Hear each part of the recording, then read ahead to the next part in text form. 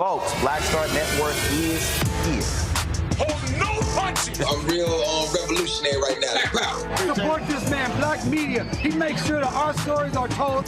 Thank you for being the voice of Black America, Roland. Stay black. I love y'all. All momentum we have now, we have to keep this going. The video looks phenomenal. See, there's a difference between Black Star Network and Black-owned media and something like CNN. You can't be Black-owned media and be scared. It's time to be smart. Bring your eyeballs home.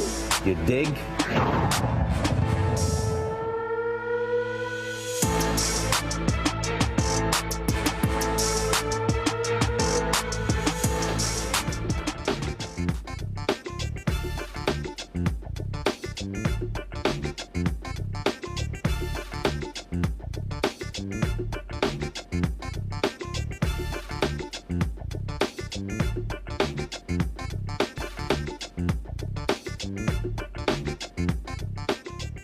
Today is Thursday, May 2nd, 2024. Coming up on Roland Martin Unfiltered, streaming live on the Black Star Network. Reverend Dr. Bishop William Barber is going to be joining us to talk about the Poor People's Campaign's Mass Poor People and Low-Wage Workers Assembly and Moral March happening in Washington, D.C. next month. Also, as Louisiana fights for a second predominantly voting congressional district, the state Supreme Court has given the green light for white citizens in Baton Rouge to create their own city. Yep, segregating Baton Rouge. Activist Gary Chambers will join us to explain. Vogue hope in Haiti seems to be dwindling as violent gangs initiate new attacks on the capital city while infighting over the Transitional Council's leadership continues. The executive director of the Black Alliance for Just Immigration will join us regarding this issue. Plus, millions of households could have bigger internet bills or no internet service at all if a federal broadband subsidy program that they're enrolled in runs out of money. We'll talk to Baltimore City's director of broadband and digital equity. Also, folks, we'll, of course, continue focusing on what's happening with the student protests all across the country. It's time to bring the funk. I'm Roland Martin Unfiltered on the Black Star Network. Let's go. He's got it. Whatever the miss, he's on it. Whatever it is, he's got the scoop, the fact, the find. And when it breaks, he's right on time and it's rolling. Best believe he's knowing. Putting it down from sports to news to politics. With entertainment just for kicks, he's rolling. It's on go, y'all. It's Roland Martin.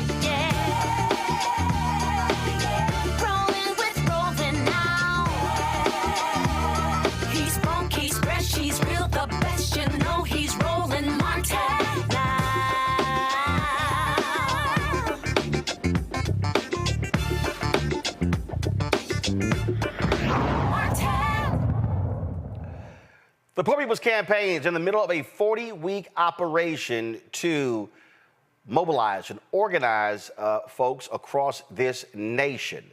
Bishop William Barber says the campaign hopes that 7,000 volunteers will mobilize some 15 million low-income and poor voters nationwide for this year's election. The Mass Poor People's and Low-Wage Workers Assembly and Moral March in Washington, D.C. will take place on Saturday, June 29th. Joining us right now is Reverend Dr. William Barber, who is the president and senior lecturer of repairs of the breach. Reverend Barber, for the last 3 years, you have been trying to get President Joe Biden to meet with you and affected workers.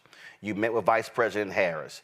The White House would love for you to meet with the president alone, but you made it clear that you're not interested in going to the White House for a one-on-one meeting, that he needs to meet with and talk with across the table from affected workers. Explain to people why that's your position. Well, leadership should always be about who you bring through the door, Roland. You and I talk about this all the time, not just going through the door yourselves. And the other reason is we need to put a face on these poor and low-wage workers, 52 million of them who make less than $15 an hour.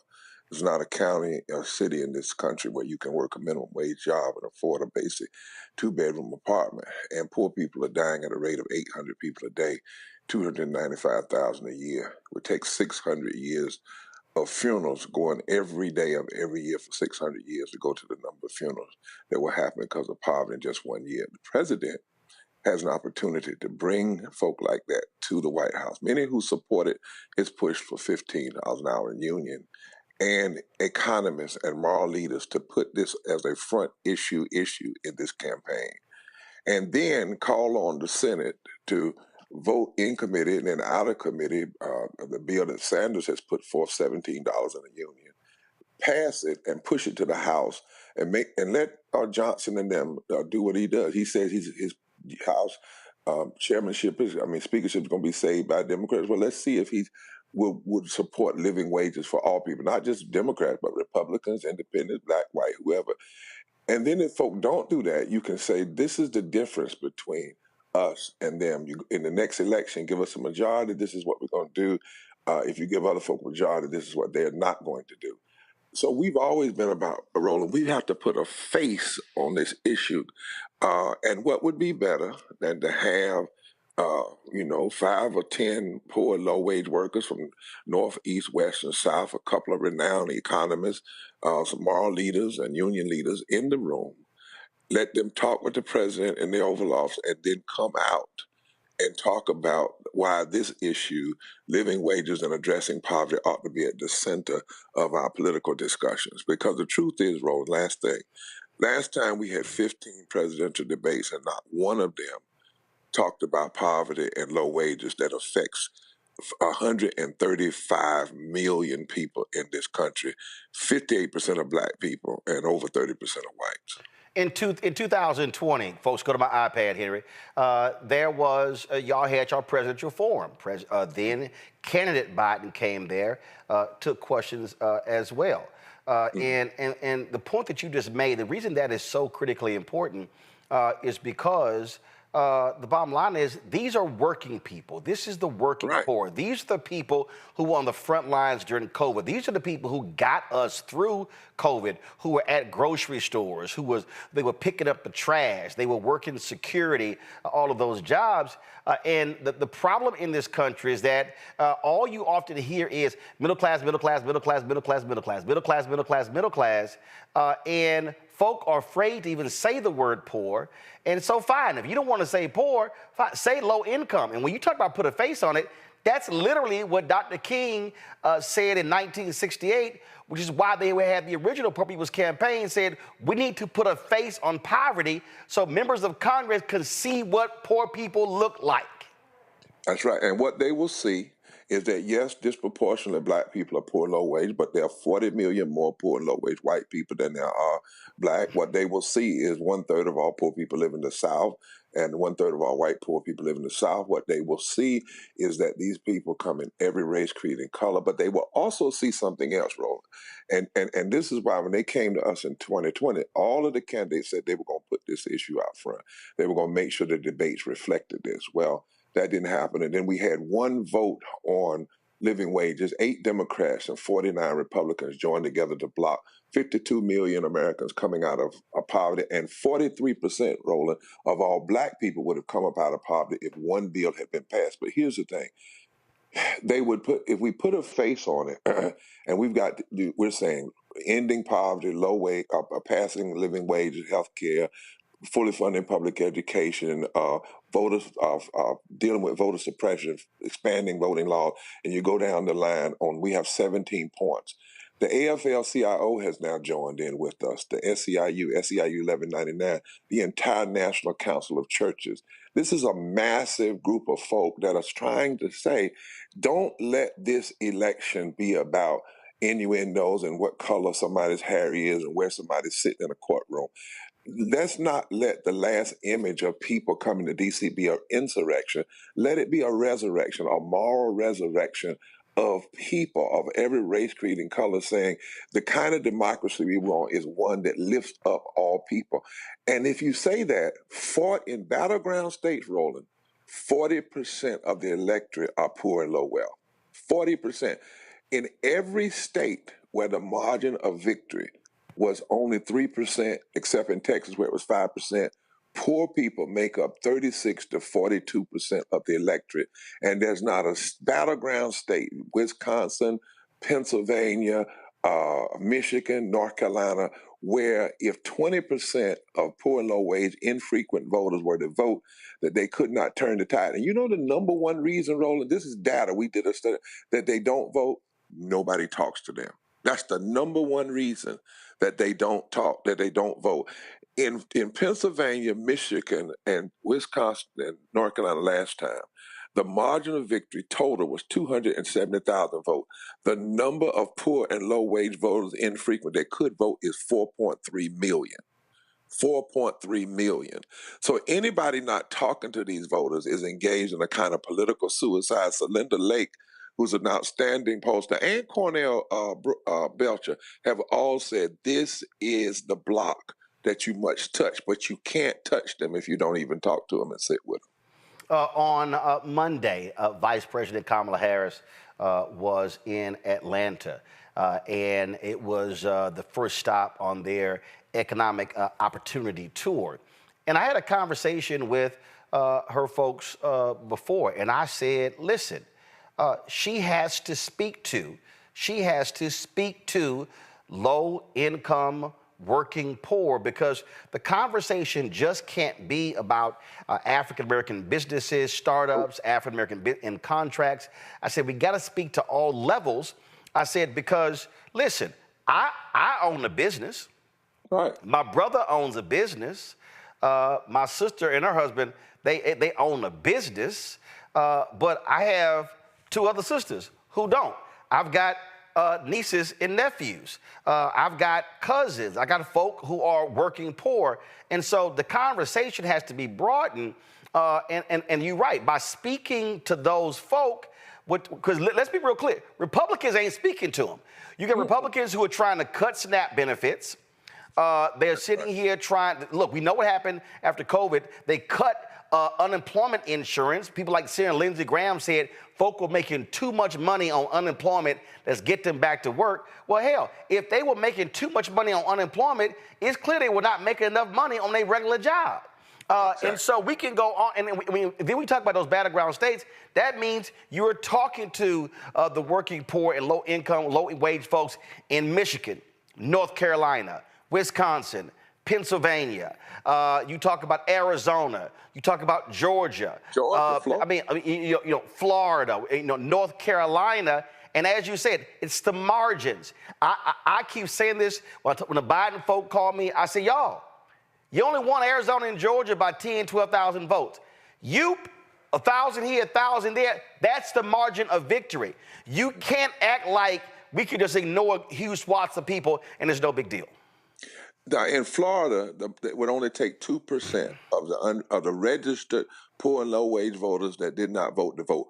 When 15 was on the ballot, it won. So whenever the economic issues, but if you're talking just black business and contract, listen, if you have a black business that's going to primarily depend on black folk, if they don't have money, they can't support your business anyway. I mean, it literally makes no sense. In 2020, they ran on living wages and voting rights. And what happened? 54% of all the people in Georgia that make less than $50,000 a year in a family of four voted in the majority for a progressive ticket. When we were in Georgia, the number of voters that we moved, and we didn't even endorse a person, we endorsed issues. Right. The number of voters that we moved to the polls that had not been moved were 3 times the margin of victory in the Senate race and 3 times the margin of victory in the presidential race. If we don't talk, it's 87 million, Roland, 87 million. Now, about 57 million voted. So that means there's 30 million poor and low wage voters out there that are infrequent. They have voted, but the number one reason they're not voting now is when people talk about economics, they never even hear themselves mentioned. And living wages is polling at 70%. In fact, most of the issues we're supporting actually are polling. Even in Mississippi now, healthcare is polling 60% among Republicans. 6% among Republicans, according to some studies. And so we should be talking to ourselves, talking to this swath. And then lastly, how can you say you care about people dying if 295,000 people are dying here from reversible, unavoidable, abolishable poverty, and you decide you're not going to address that? When COVID got to 500 people a day dying, we said it was a crisis. Well, 800 people are dying a day from poverty. It should be a crisis. It should be at the top of the ticket as a concern. Questions from my panel. We have Dr. Greg Carr, Department of Afro-American Studies at Howard University, Reese Colbert, host of our own show on Sirius XM Radio. Glad to have both of you here. Reese, you first.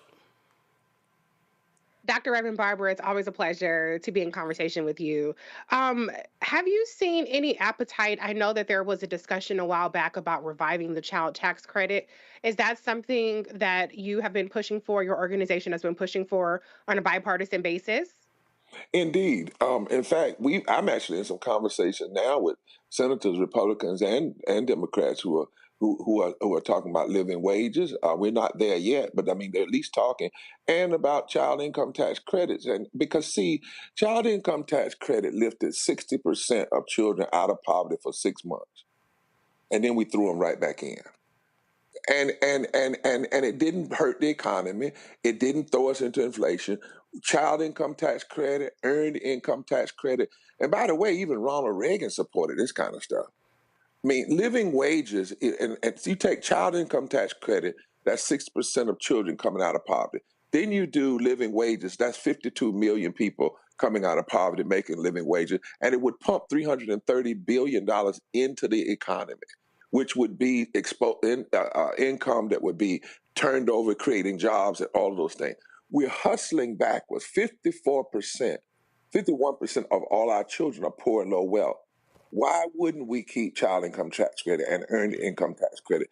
That's why we're having this mass poor people's low wage workers assembly tomorrow march on Washington on June 29th, 10 o'clock on Pennsylvania Avenue. It's going to be massive. It's going to be multiracial. It's going to be thousands of people. But we're not doing it just to have a march. It is to put these issues at the center before both presidential conventions, demand that they be addressed, and say, if you want these votes, speak to these people. And then after the march, we're going to continue our work to touch 15 million poor and low-wage voters. And we're saying to them, you have to vote your principles and issues and not just vote for personality, because that's really what on. But you're exactly right, my sister. Child income tax credit, earned income tax credit, social safety nets.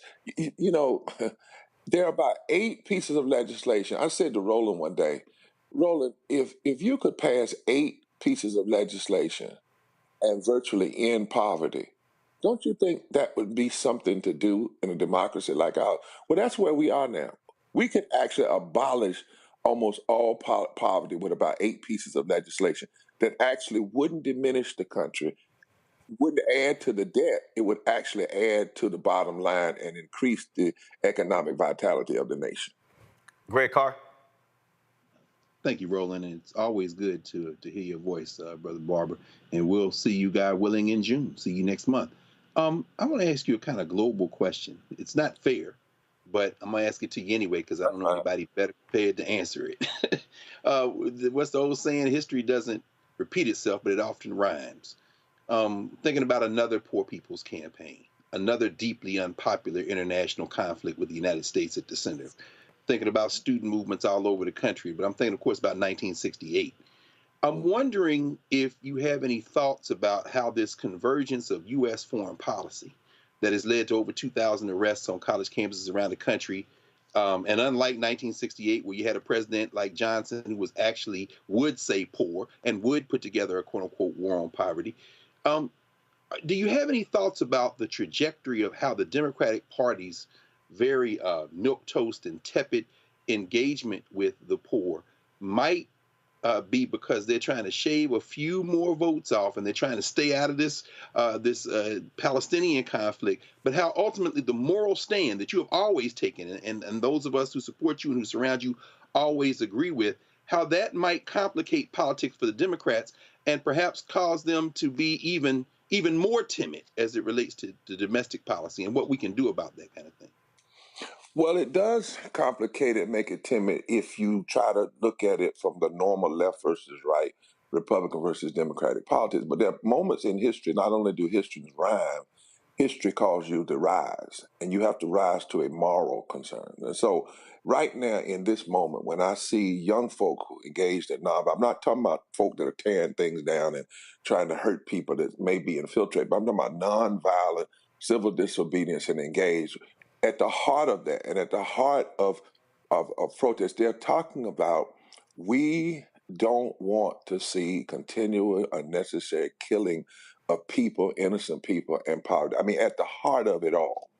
Now, what I've been saying to folk is if that's your moral perspective, then you have to be concerned. You have to cry out against what's happened, what Hamas did. You have to cry out what Netanyahu is doing and that history that goes along with it and the massive unnecessary killing of Palestinian people. You have to cry out against what happened in the Congo, over 6 million, Sudan. We have to cry out all this massive death because of poverty in this country. You have to cry out against the continuous violations against Native people in this country. And you have to have a moral framing that says at the end of the day, we are against death by policy, death by war, death by genocide, death by murder. And if that's the cry, then no politician should shy away from it.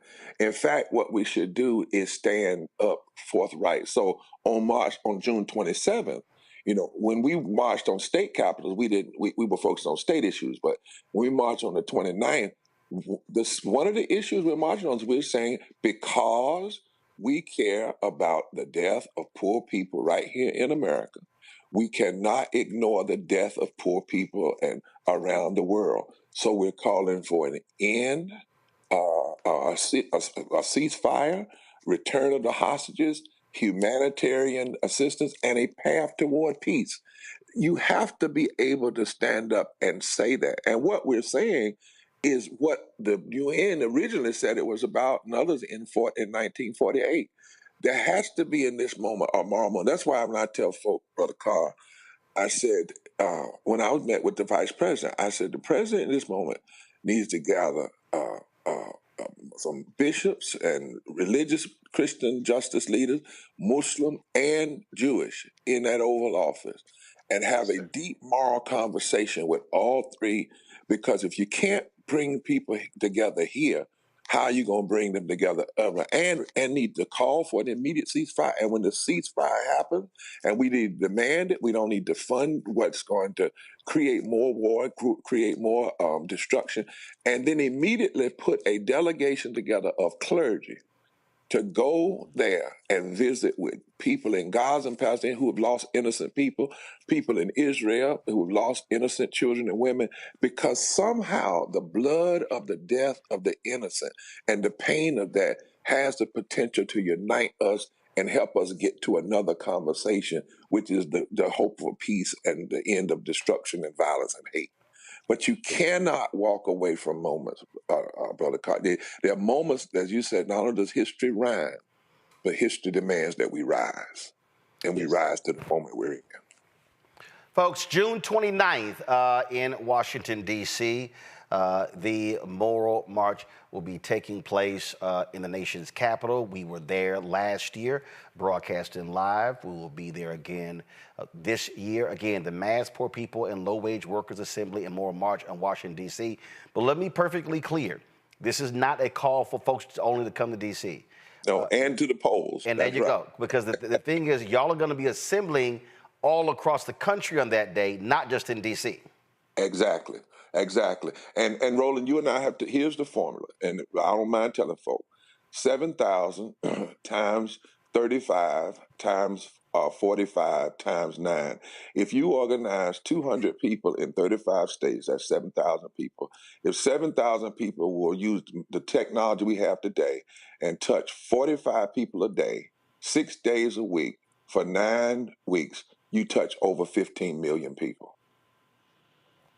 That's what we're putting together, our strategy. And so for folk to understand, this is not a day where you're going to see big names come up, give speeches, and then step off the podium. No, you're going to hear affected workers. It is about organizing, mobilizing. Y'all hear me talk about this all the time. And so just so y'all know, these are conversations Reverend Barber and I have all the time off air, because both of us don't believe in meaningless get-togethers that serve no purpose other than folk just getting together and having a picnic on a Sunday day. It is about mobilizing and organizing for a very specific purpose, and that's what June 29th is all about. Put the graphic back up. Folks, please do us a favor. We want you to text MORAL to 38542 and share this with your friends and family. Text MORAL to 38542. Share it on your social media. We have the ability really to really challenge folks, to educate folks, to speak to them and their needs. But we cannot get any of these bills passed if folk simply sit on the couch. Reverend Barber, we appreciate it. Thanks a lot. Thank you so much. Take care. All right, folks, when we come back, white folks in Baton Rouge have successfully got the Supreme Court to allow them to create their own city. We are going right back to what we saw during Jim Crow days. Wait till we explain to you what is happening in Baton Rouge, Louisiana. You're watching Roland Martin Unfiltered on the Black Star Network.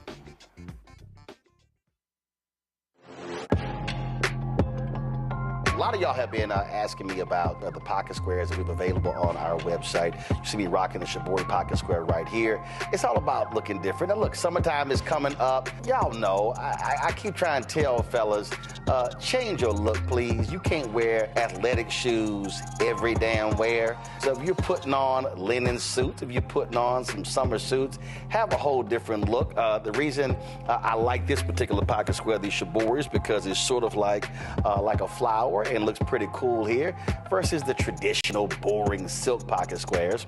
But also I like being a little different as well. So this is why we have these custom-made feather pocket squares on the website as well. My sister actually designed these after a few years ago. I was in this battle with Steve Harvey at Essence, and I saw this at a St. Jude fundraiser. I saw this feather pocket square, and I said, well, I got some ideas. So I hit her, and she sent me about 30 different ones. And so this completely changes your look. Now, some of you men out there, I had some dudes say, oh, man, I can't wear that. Well, if you ain't got swagger, that's not my problem.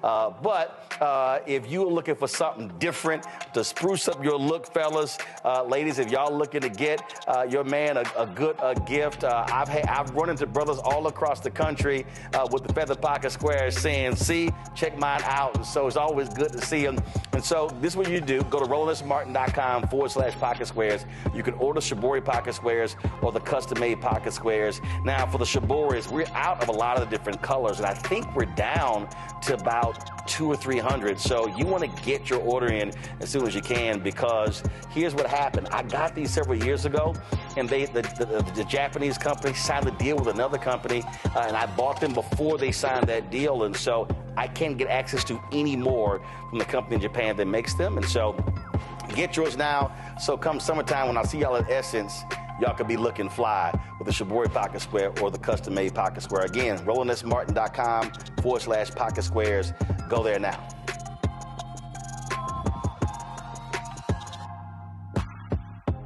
What's good, y'all? This is Doug E. Fresh, and you're watching my brother Roland Martin Unfiltered as we go a little something like this. Hit it. It's real.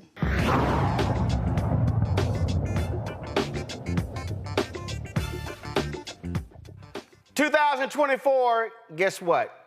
In Louisiana, the state Supreme Court there is allowing a largely white community to break apart and separate from the city of Baton Rouge to create their own city. This has been a 6-year effort by folks there. On Friday, the Supreme Court granted the formation of the predominantly white city of St. George, which will be separate from Baton Rouge. The ruling is sparking concerns about segregation. Activist Gary Chambers posted a video talking about this here. He joins us now from Baton Rouge. Gary, glad to have you here. You made clear, Gary, that this was a very organized effort by a handful of people with a lot of money to achieve the creation of their own city. Walk folks through how this happened. So, Roland, we have a man named Norman Browning who organizes a group of about 10 people that decide they want a new school district because they don't want their kids to go to the schools of Baton Rouge. Keep in mind, Baton Rouge is the city that had the longest desegregation lawsuit in America. We didn't finish that lawsuit until the 90s. And so when you look at the conversation around people wanting a new school district, these are people who ultimately don't want their kids to go to school with black kids. Currently, the school district in Baton Rouge is 80% black, even though the city is 56% black. So white parents in Baton Rouge right now, for the most part, do not send their kids to public schools in Baton Rouge. As a result of not getting that school district, these folks then decided to try to start a city. They failed the first time because the city was, I think at that time, going to be 60% white. They went back, cut out black neighborhoods, cut out black apartment complexes, made the municipality smaller, put it back on the ballot, and got it passed by a vote of 17,000 people. The vote of 17,000 now impacts 400,000 people who live in East Baton Rouge Parish because of the general fund that's $1 billion of city parish money, 300 million of that is not dedicated. And they're going to take away $48 million of resources from the general fund in order to create this new municipality. So I don't really care if they go off and segregate themselves, but I do care that we've paid into the fortunes of that portion of town for the last 50 years. And to say that you're going to start a new community and then we owe you money for that community, well, we've been paying a whole lot for a long time, and we want our portion to be paid for if you're going to get it.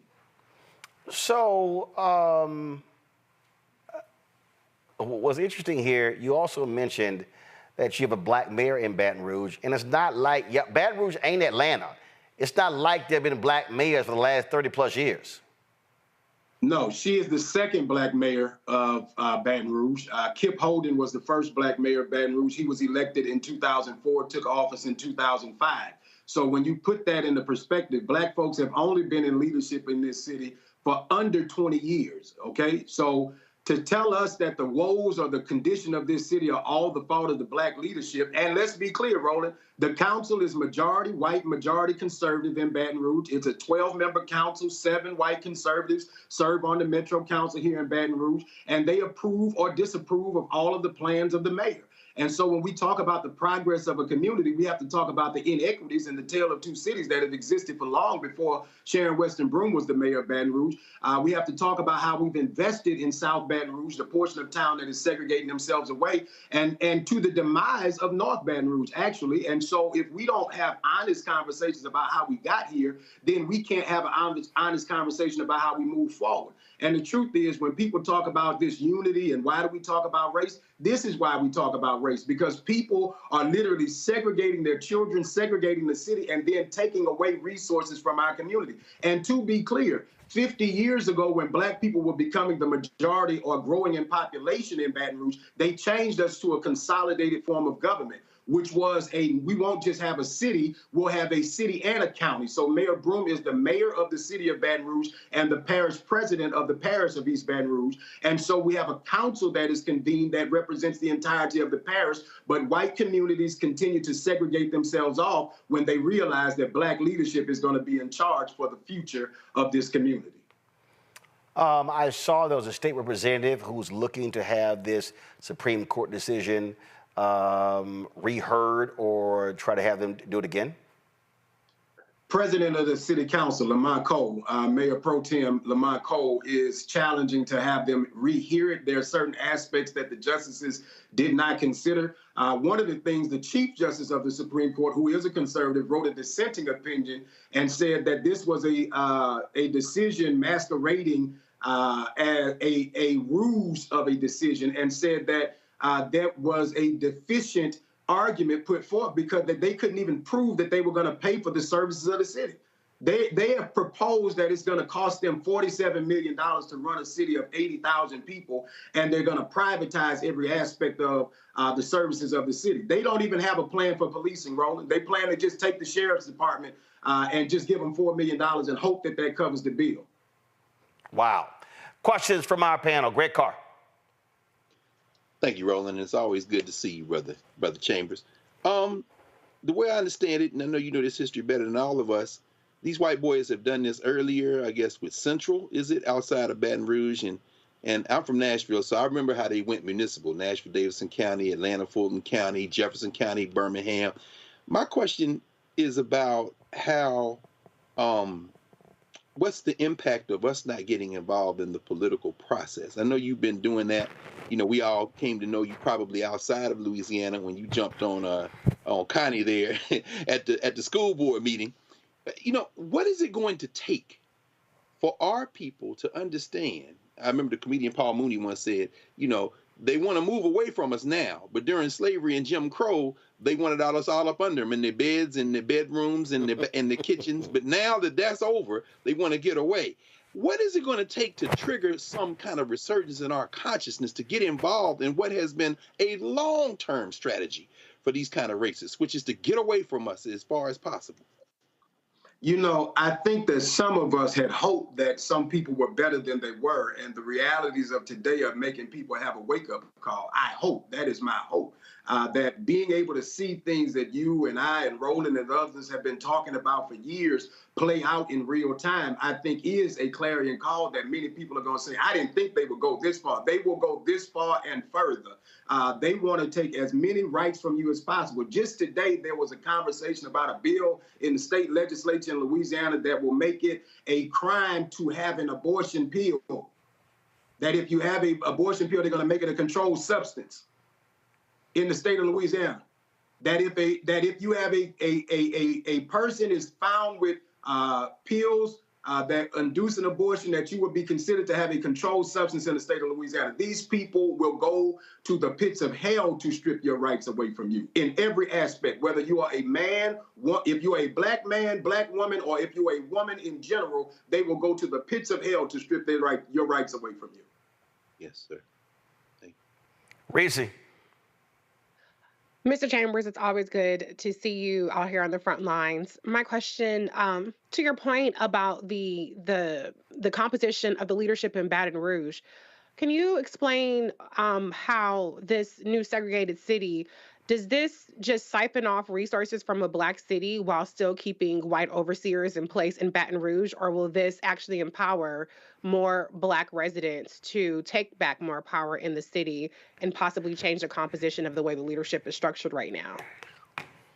So because we have a consolidated form of government and a gerrymandered map, we currently don't have the potential for black leadership to be able to run the entirety of the community. The gerrymandered map is the problem right now. There's conversations to challenge that even in the courts to make sure that the city council gets a fair map in Louisiana, because every map that's been drawn in the state has been ruled unconstitutional, in my opinion. If you rule the congressional maps and the legislative maps to be unconstitutional, then you got to know that the city council maps in the blackest cities are unconstitutional as well. And so when you look at that, that's the challenge for us, that we have built these communities for the last 50 years with the tax dollars of black folks that in the northern portion of the parish, seeing divestment in our communities. And now these people want to take their toys and go home. There's a new exit off the interstate that Mayor Sharon Weston Broome approved for the people that live in this portion of town. But you say that she hadn't done anything for your side of town. Folks in North Baton Rouge would challenge and say that we want more done in North Baton Rouge. And so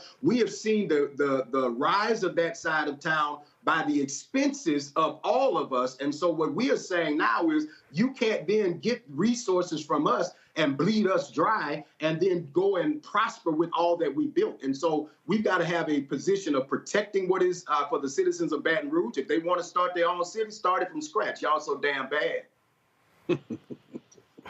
Well, I know that's right. So look, the shenanigans continue. Monday, Baton Rouge Mayor Sharon Weston will be joining us on the show. Gary, keep up the battle, keep fighting, and we'll keep elevating it and keeping an eye on it, because I keep telling folk, if you don't have black-owned media, it's a lot of stuff that will get done, and nobody will ever know about it until it's too late. Thank you so much, Roland. We really appreciate you. All right. Thanks a bunch. Appreciate it. All right, folks, going to a break. When we come back, lots more to talk about, including a broadband bill that needs to get passed. Otherwise, folks may be losing access very soon. So we'll be chatting about that coming up on Roland Martin Unfiltered. Also, folks, support us in what we do. Our goal is to get 20,000 of our fans contributing on average $50 each. That's $4.19 a month, 13 cents a day. Join our Bring the Funk fan club. I went to the mailbox today, and I appreciate all of y'all. So just understand, I know I love my people who don't believe in technology. They like, look, we gonna still support the show. Now I gotta sit here and open every envelope and do what we gotta do. So a bunch of y'all, so this is the mail over the last 2 weeks. These are money orders and checks right here, so I appreciate it. For those of you who want to support us electronically, we got all the ways to do it. And again, I told y'all just a couple days ago, Byron Allen's The Griot axed all of their shows except one. All of them. So Mark Lamont Hill's Daily Show, gone.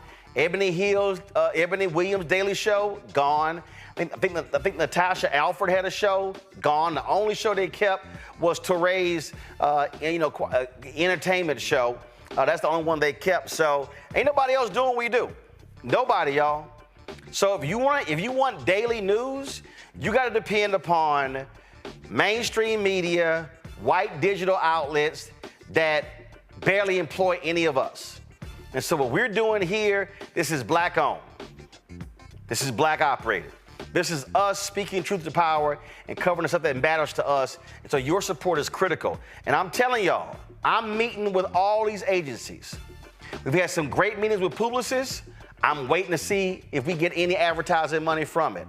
We've been meeting with Group M, trying to meet with their chief investment officers so we can show them what we can do. We've been sitting here talking to OMD. We need to meet with their chief investment officer team, waiting to hear back from him. Havas, we ain't even heard from Havas. We emailed them 3 months ago. We haven't heard from them. Magna, IPG, we're talking to them as well. And so, y'all, these are the people that control the nearly $400 billion in advertising every single year. And black-owned media is getting 1% or less of that money. And we started the Black-Owned Media Collective in 2021.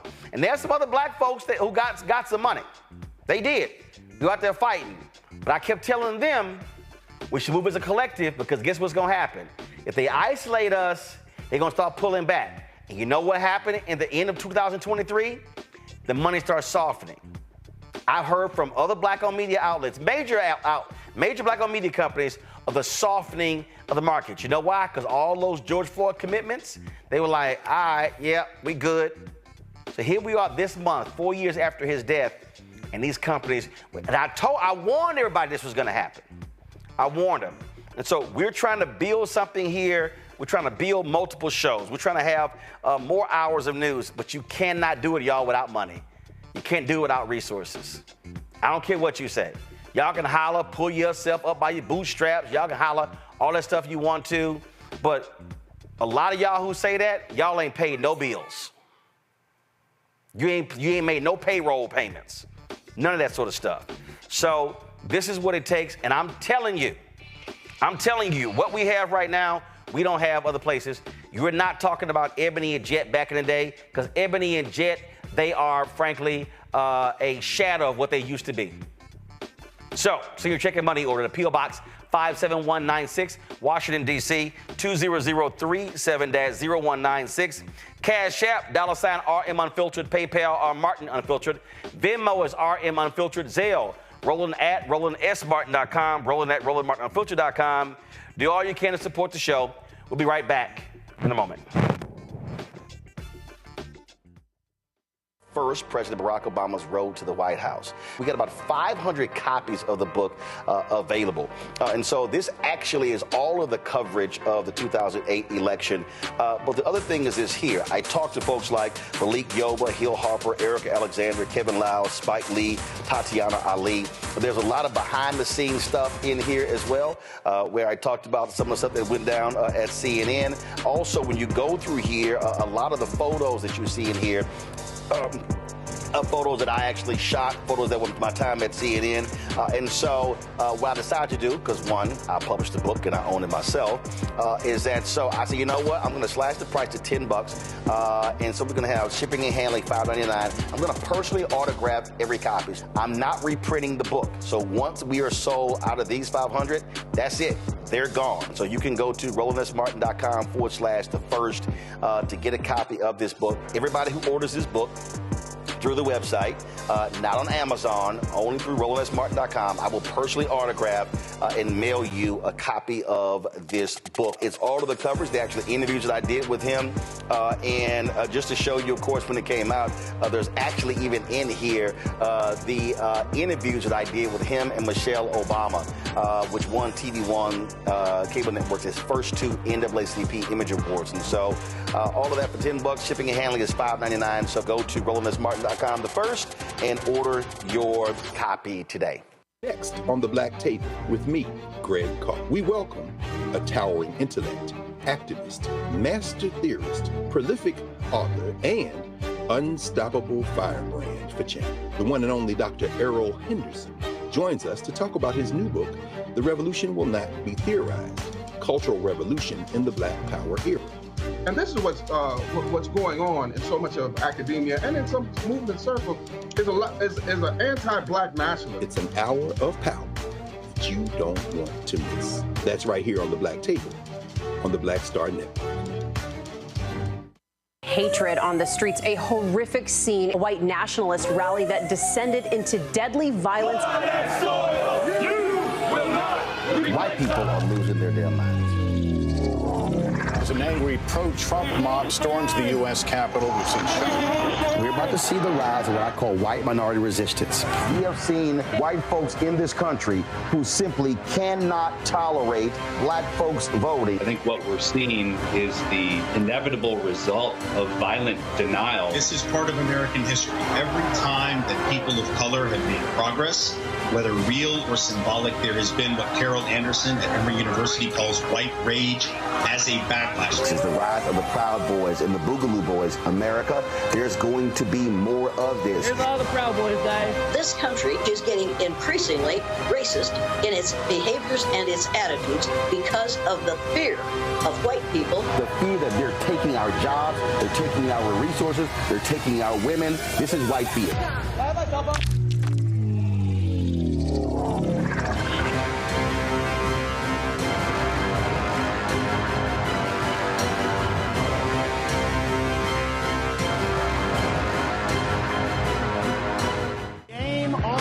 State of the Union 2000. 2024, huge night for President Joe Biden. This was a CBS receipts type of night.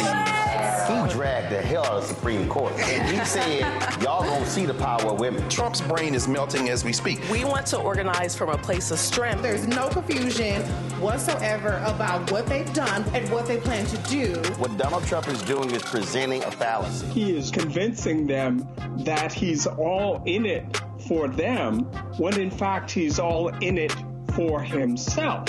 We do not feel Joe Biden, in spite of the success that have taken place during this administration economically. There are too many things where we do not feel like he's had our back. You should also be investing in the barbershops and the beauty salons and the hookah bars and the folks who are going to the club, and there's a way to actually get them registered because we've done it before. But if you don't have folks who understand that dynamic, then you're missing a big opportunity. So we said we just celebrated.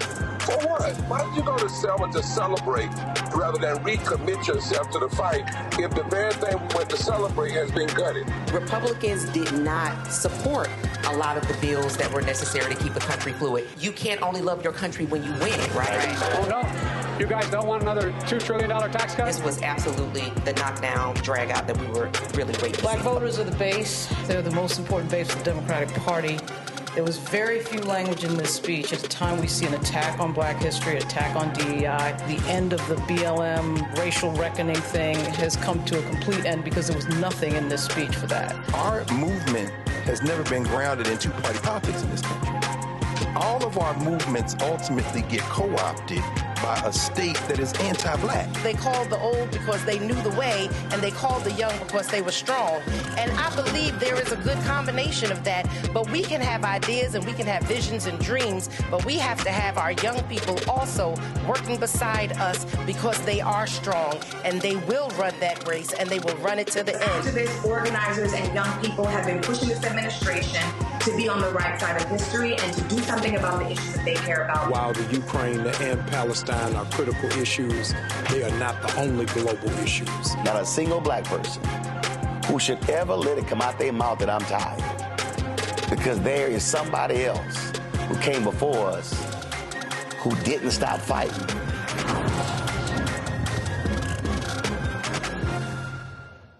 Now streaming on the Black Star Network.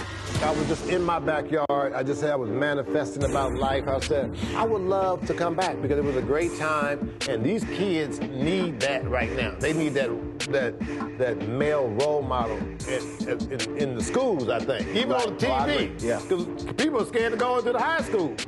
You know, the high school, you know what I mean?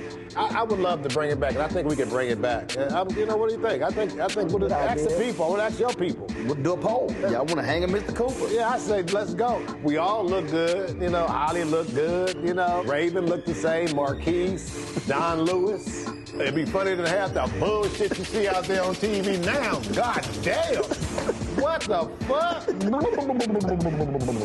What happened to TV? Damn. It's some... I'm like, oh my God.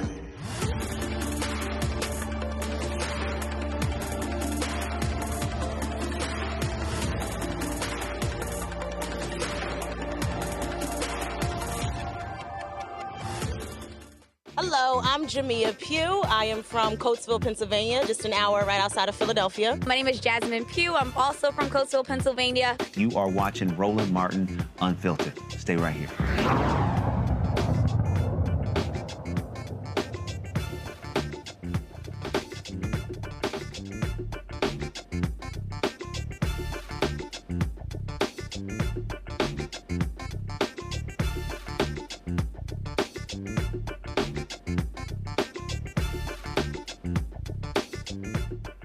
As college campuses are cleaning up after the various protests, President Joe Biden condemned the unruly behavior but defended the rights of the peaceful pro-Palestinian protesters.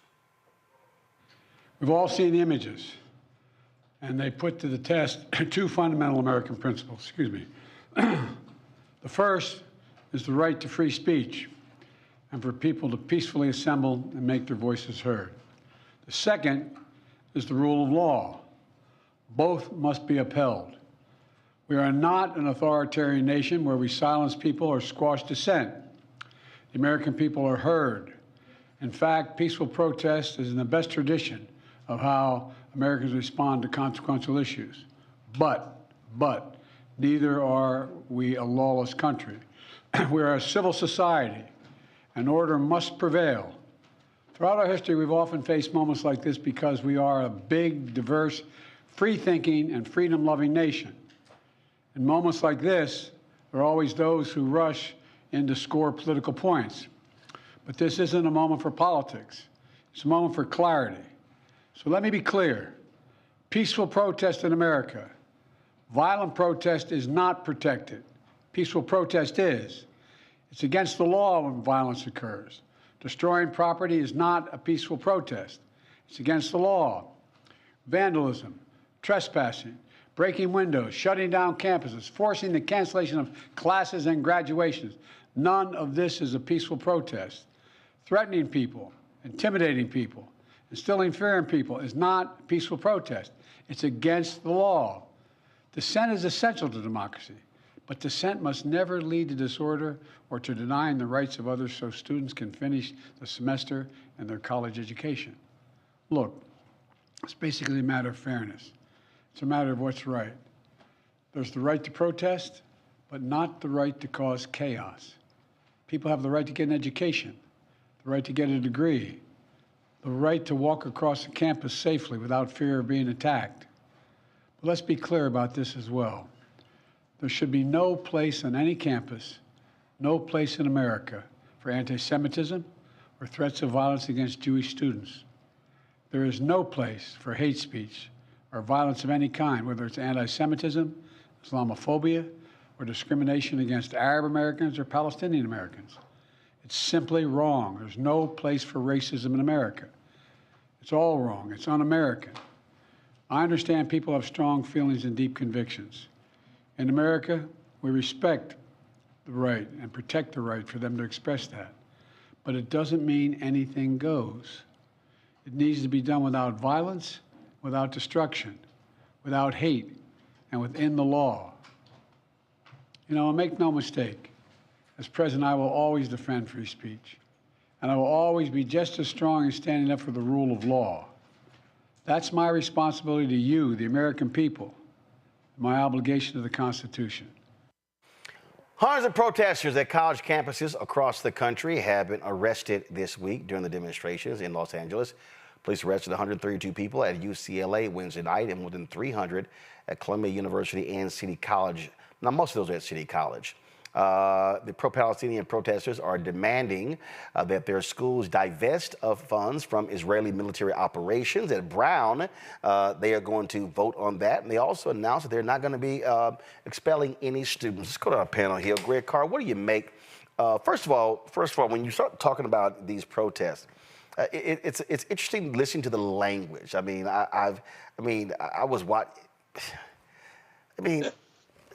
I look at some of these shows and I'm going, are y'all serious? I mean, you have folk who are suggesting that any protest is anti-Semitic. Then you got folks who are trying to compare these protests to January 6th. Idiotic. And then there's this notion that we can't, like you take it even with Columbia. Well, guess what? They were infiltrated and some of the people who out there protesting weren't even students. I think those details are kind of important. Then you got the NYPD just create lies, okay, shoveling lies out. Then when it gets fact-checked, oh, it's like, oh my goodness. And then I'm gonna pull up in a second as this one dude who just tore apart CNN's Dana Bash for giving a commentary saying, oh, what we're seeing is hearkening back to the 30s in Europe. What the hell are you talking about? Roland, you're right, of course. Dana Bash, Abby Phillips, they're embarrassing themselves, but I'm sure some of that is coming from the top down. The cops on Morning Joe with a bike lock saying that this is the type of thing that they're using to infiltrate the hall at Columbia. But quite frankly, what we're seeing is, first of all, we know the protests aren't over. The Daily Pennsylvania, and shout out to student journalists. The student journalists on WCKR, which is the Columbia University radio station, who've been reporting. The young people writing for the Daily Pennsylvanian, I've been reading that. They reported today that the University of Pennsylvania, of course, invited the Philadelphia police onto campus. And the Philadelphia police said, yeah, we're assessing this, and it doesn't look like this rises to the level of something we need to intervene on. So they did not come in. Shout out to Eric Adams, the punkish mayor of New York City, who is making sure he will not have a second term by rah-rahing, letting loose these police onto the campus of Columbia. But ultimately, and this is why I asked Reverend Barber what I asked him. Roland, it'd be interesting to hear your thoughts on this as well. I mean, this isn't 1968. However, isn't it ironic? There will be a convention at the end of this summer. In Chicago. And the anti-Vietnam War, it's a different era. However, Joe Biden's tepid, both-sidism kind of speech there flies in the face of the fact that this is not going away. The International Court of Justice any day now will swear out a warrant on the biggest mass murderer of the 21st century, Bibi Netanyahu. Turkey decided today to shut down diplomatic relations. Colombia, the president of Colombia announced yesterday they're going to shut down relations with Israel. Global opinion is clearly on one side. Meanwhile, here in the United States, these young people, and they're trying to whistle past the graveyard and get past graduation in a couple of weeks. I was at the small encampment on the campus of Howard University last night. I walked by there, saw some young people there, some of my own students, some of them graduating seniors, one who knew the two Howard students who were arrested over at the George Washington encampment, the D.C. area encampment. Some people from Black Alliance for Peace were there with them. I'm looking at this speech that Joe Biden is going to have to give at Morehouse. This is not going to end well for Biden. They're not both sides, as Reverend Barber said, in a moral issue. And if we think about this in the context of 68, finally, you've got Martin Luther King coming out against the war in Vietnam in April 68. You've got the Poor People's Campaign going on after his assassination in the summer of 68. You have that convergence in Chicago in 1968. You have Bobby Kennedy assassinated just before that, and a pro-war candidate in terms of Hubert Humphrey put before the American people, and that allowed the resurrection of Richard Nixon. I don't know what's going to happen, but I think if we study our history, we can pretty much predict what this kind of speech will lead to, and it ain't pretty for black people. You know, and you know, Reese, again, when I see some of this stuff, I just sort of sit here and I'm going, are some of y'all actually listening to what you're saying? And a lot of this stuff, Reese, is fact-free. A lot of this stuff is just literally, I mean, I listen to some of this and I'm like, oh, so we just gonna make up a lot of this stuff? And act as if you don't have reporters on the ground who literally are covering these things. I was talking about this commentary that Dana Bash did at CNN, which was like unhinged. And I'm trying to understand one, she's a political correspondent. Two, she's an anchor. When you listen to this commentary that she gives, how did this get past standards and practices at CNN? I'm gonna play some of this, so check this out. Politics, I'm Dana Bash. We start with destruction, violence, and hate on college campuses across the country. This was the scene just a short while ago at the University of Wisconsin-Madison. Police clashing with protesters. 12 people were arrested. Hours earlier, protests rocked the University of Arizona, where campus police used chemical irritant munitions to remove protesters. Around the same time at UCLA, pro-Israel and pro-Palestinian groups were attacking each other, hurling all kinds. Let me stop right there. First of all, that's a lie. Pro-Israeli protesters attacked pro-Palestinian. The pro-Palestinian protesters were defending themselves. The video is undeniable. They were not attacking each other. The pro-Palestinian protesters were defending themselves after they were attacked by the pro-Israel demonstrators. That's called a fact, and it shouldn't be confused. Okay, go back to it. Objects, a wood pallet, fireworks, parking cones, even a scooter. And before that, the NYPD was able to clear Columbia University after protesters barricaded themselves inside a campus building. 300 people were arrested at Columbia and City College of New York. See right here, So let me show you what they just did there. You're discussing Columbia, saying protesters barricaded themselves. Now we know that it actually were outsiders who took over the building. 44 at Columbia. The rest were at City College. Here's the difference. Columbia is a private university. It's a closed campus. City is a public university. It's wide open. But when you put the two together, oh my God, 300 arrests. What sounds different? 300 at Columbia and City College, or 44 at Columbia and more than 250 at City College? But you show video of Columbia. Okay, go ahead. But it is unclear how many were actually students. New York City Mayor Eric Adams warned this morning that professional outside agitators are getting involved. Okay, let's stop right here. So here's a problem when you go on the air, when you say it's unclear how many were outside agitators. So why are you quoting a number? If anybody on my staff says, I think there were 30 people arrested, my first response is, what do you mean I think? What's the number? Well, I read this and it was 18, so where did 30 come from? Well, see what happens when you start asking questions? So when you go on the air and you throw something out there and you don't have the actual information, then I'm sorry, what are you saying? Because she was very clear when she said 300 protesters at Columbia, and then said they were students. Wasn't factual. Let's go. There is a movement to radicalize young people, and I'm not going to wait until it's done and all of a sudden acknowledge the existence of it. This is a global problem that young people are being influenced by those who are professionals at radicalizing our children, and I'm not going to allow that to happen as the mayor of the city of New York. Okay, you mean such as when the NYPD said that there was the wife of a terrorist that was inside one of the buildings at Columbia, and then we later found out that wasn't factual? Gotcha. Okay.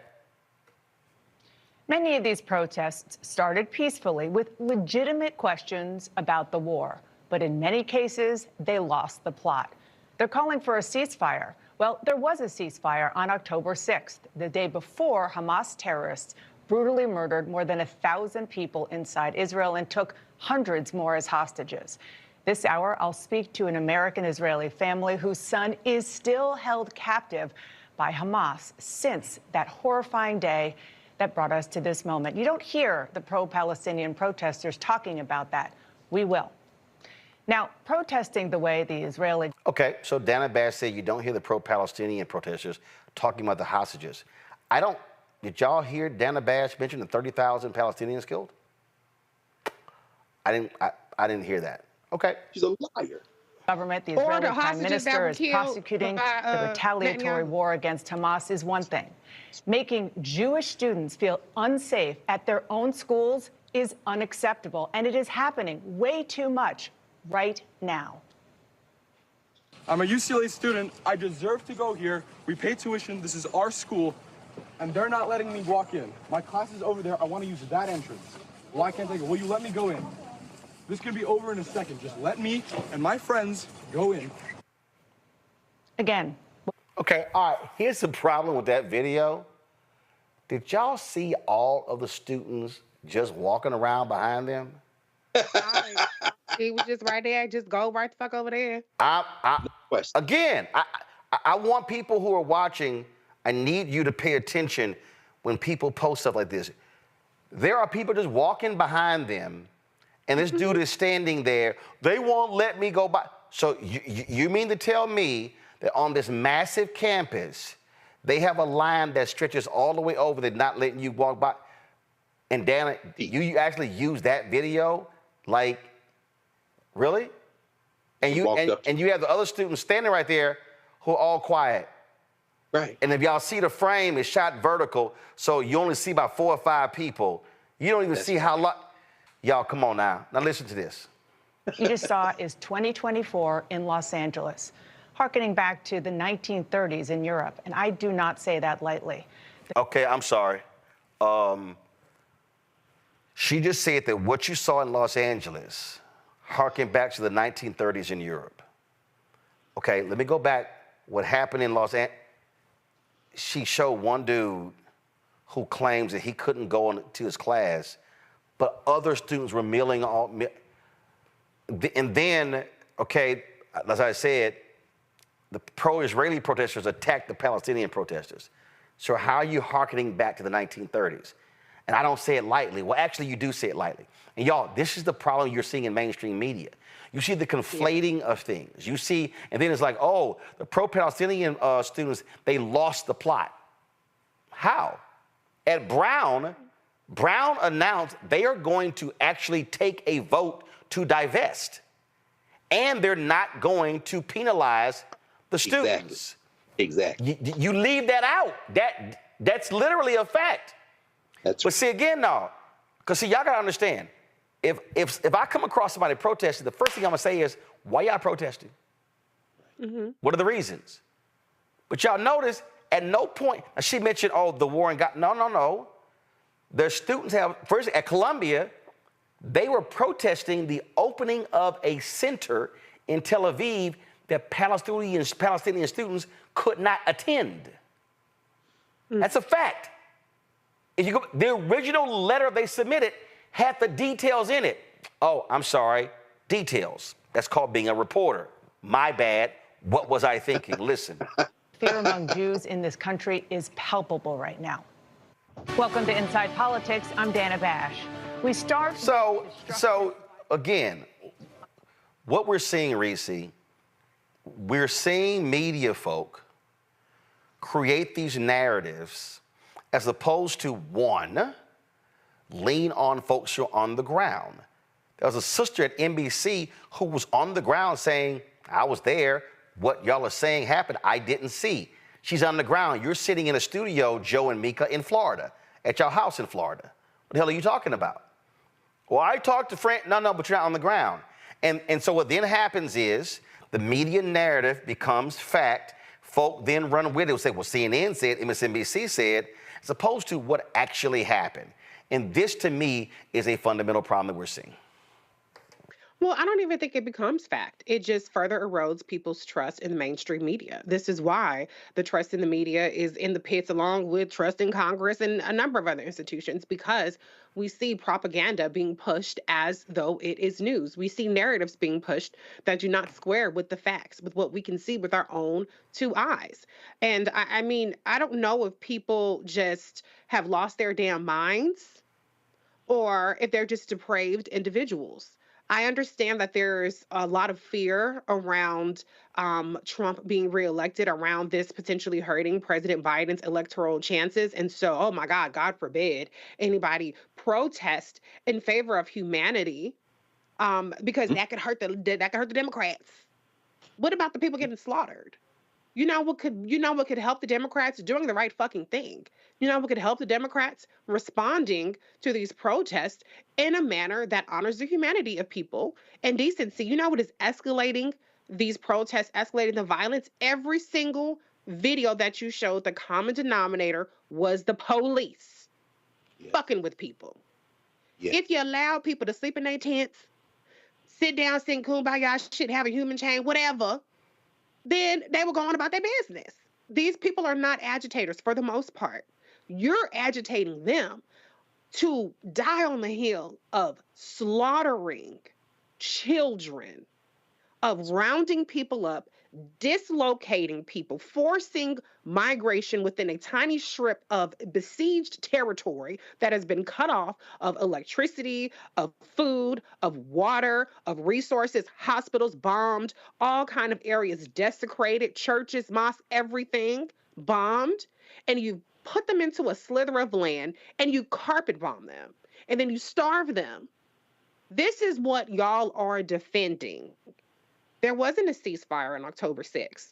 And I'm not defending in any way, shape, or form what happened on October 7th. I will not defend that. I'm not defending having hostages. But what's the proportionality here where Palestinian lives come into play. How many fucking children have to be slaughtered? We're already at least 14,000. That's not even counting the people that are currently starving to death. And so if you cannot see a reason why there's an outcry to stop that, why there's an outcry to stop billions of dollars going to aid in the slaughter of besieged, helpless people, you've lost the motherfucking plot, not these students. And they can put up whatever person they want. Oh, these bratty entitled children, these woo. We have too much emphasis on decorum in this country, too much emphasis on trying to win elections instead of pushing our politicians to do the right fucking thing. And we have more emphasis on that than we do on watching human carnage being broadcast in front of us over and over and over again. You've lost the fucking plot. If you put more emphasis on what bratty little children are doing and how they doing it than you do on the fact that the bombing and the slaughter and the starvation, the famine and just the carnage needs to stop. Period. Yep. All right, folks. We'll see, because graduation is coming up, and so those will be interesting events ahead. Wait. Can I say one more thing? Because President Biden said that the protests have led to the cancellation of the graduation. No, USC canceled the graduation because they did not want to give a valedictorian who was not who was Arab or Muslim the ability to give her speech. Yep. That is what canceled it, not agitators. Yep, absolutely. All right, folks, going to a break. We come back, we're going to talk about broadband and how a lot of folks may lose access to it because Congress ain't getting their act together. We're going to have a short break. We'll be right back on Roland Martin Unfiltered. Hi, I'm Dr. Jackie of A Balanced Life. Think about the men in your life and ask yourself these questions. Who are their male role models? Who can they turn to for advice to learn about what manhood is all about? On our next show, we talk about why male mentoring is so important to men of all ages. Actor Dondre Whitfield leads an all-star cast and panel to answer these and many other probing questions. A woman can't teach you how to be something that she's not. That's on the next A Balanced Life with Dr. Jackie on Black Star Network. Fanbase is pioneering a new era of social media for the creator economy. This next generation social media app with over 600,000 users is raising $17 million, and now is your chance to invest. For details on how to invest, visit startengine.com/fanbase or scan the QR code. Another way we're giving you the freedom to be you without limits. What's up, everybody? It's your girl, Latasha from the A. And you're watching Roland Martin Unfiltered.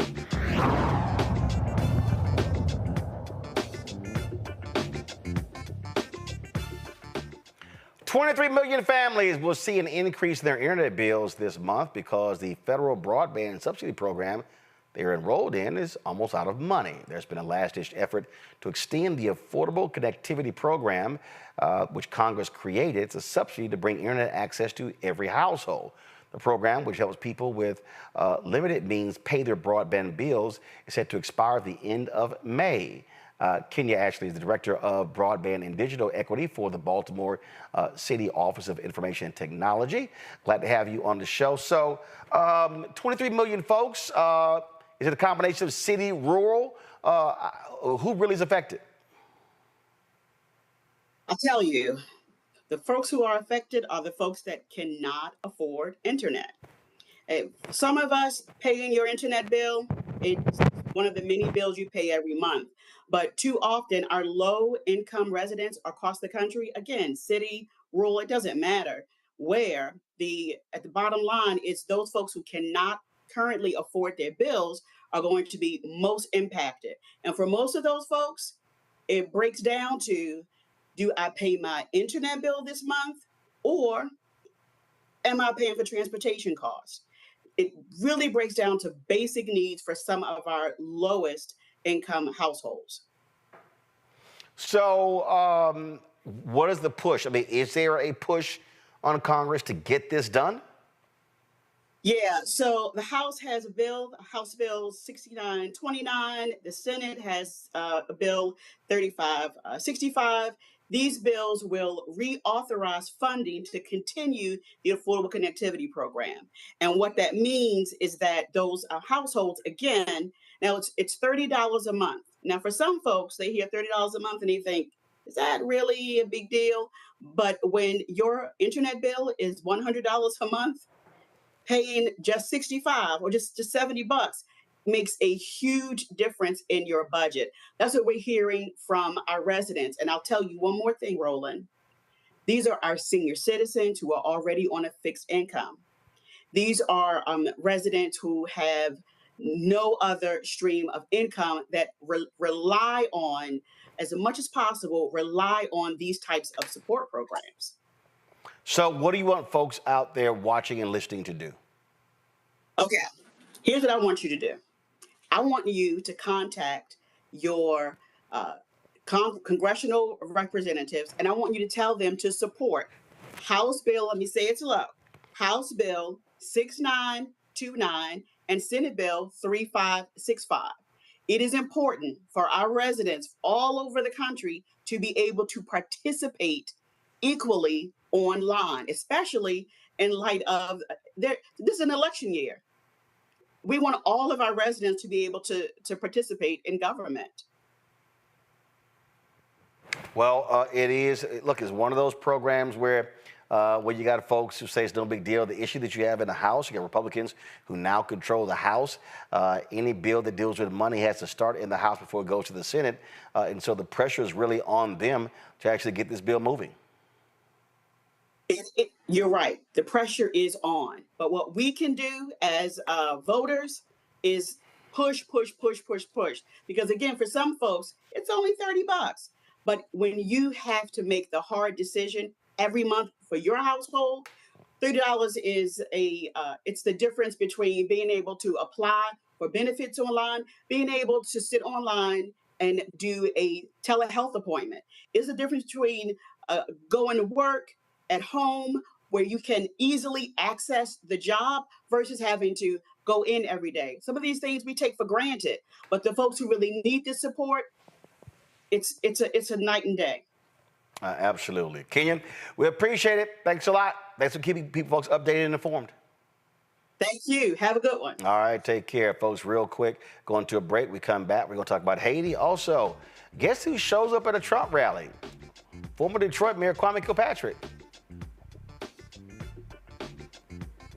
Yeah. And we'll tell you who he's going to be voting for come November. You're watching Roland Martin Unfiltered on the Black Star Network. When you talk about blackness and what happens in black culture, we're about covering these things that matter to us, speaking to our issues and concerns. This is a genuine people-powered movement. There's a lot of stuff that we're not getting. You get it, and you spread the word. We wish to plead our own cause. Too long have others spoken for us. We cannot tell our own story if we can't pay for it. This is about covering us. Invest in black-owned media. Your dollars matter. We don't have to keep asking them to cover our stuff. So please support us in what we do, folks. We want to hit 2,000 people, $50 this month, raise $100,000. We're behind 100,000, so we want to hit that. Y'all money makes this possible. Checks and money orders go to P.O. Box 57196, Washington, D.C. 20037-0196. The Cash App is $RM Unfiltered. PayPal is R Martin Unfiltered. Venmo is RM Unfiltered. Zelle is Roland at RolandSMartin.com. My name is Lena Charles, and I'm from Opelousas, Louisiana. Yes, that is Zydeco capital of the world. My name is Margaret Chappelle. I'm from Dallas, Texas, representing the Urban Trivia Game. It's me, Sherry Shepherd, and you know what you watch. Roland Martin on Unfiltered.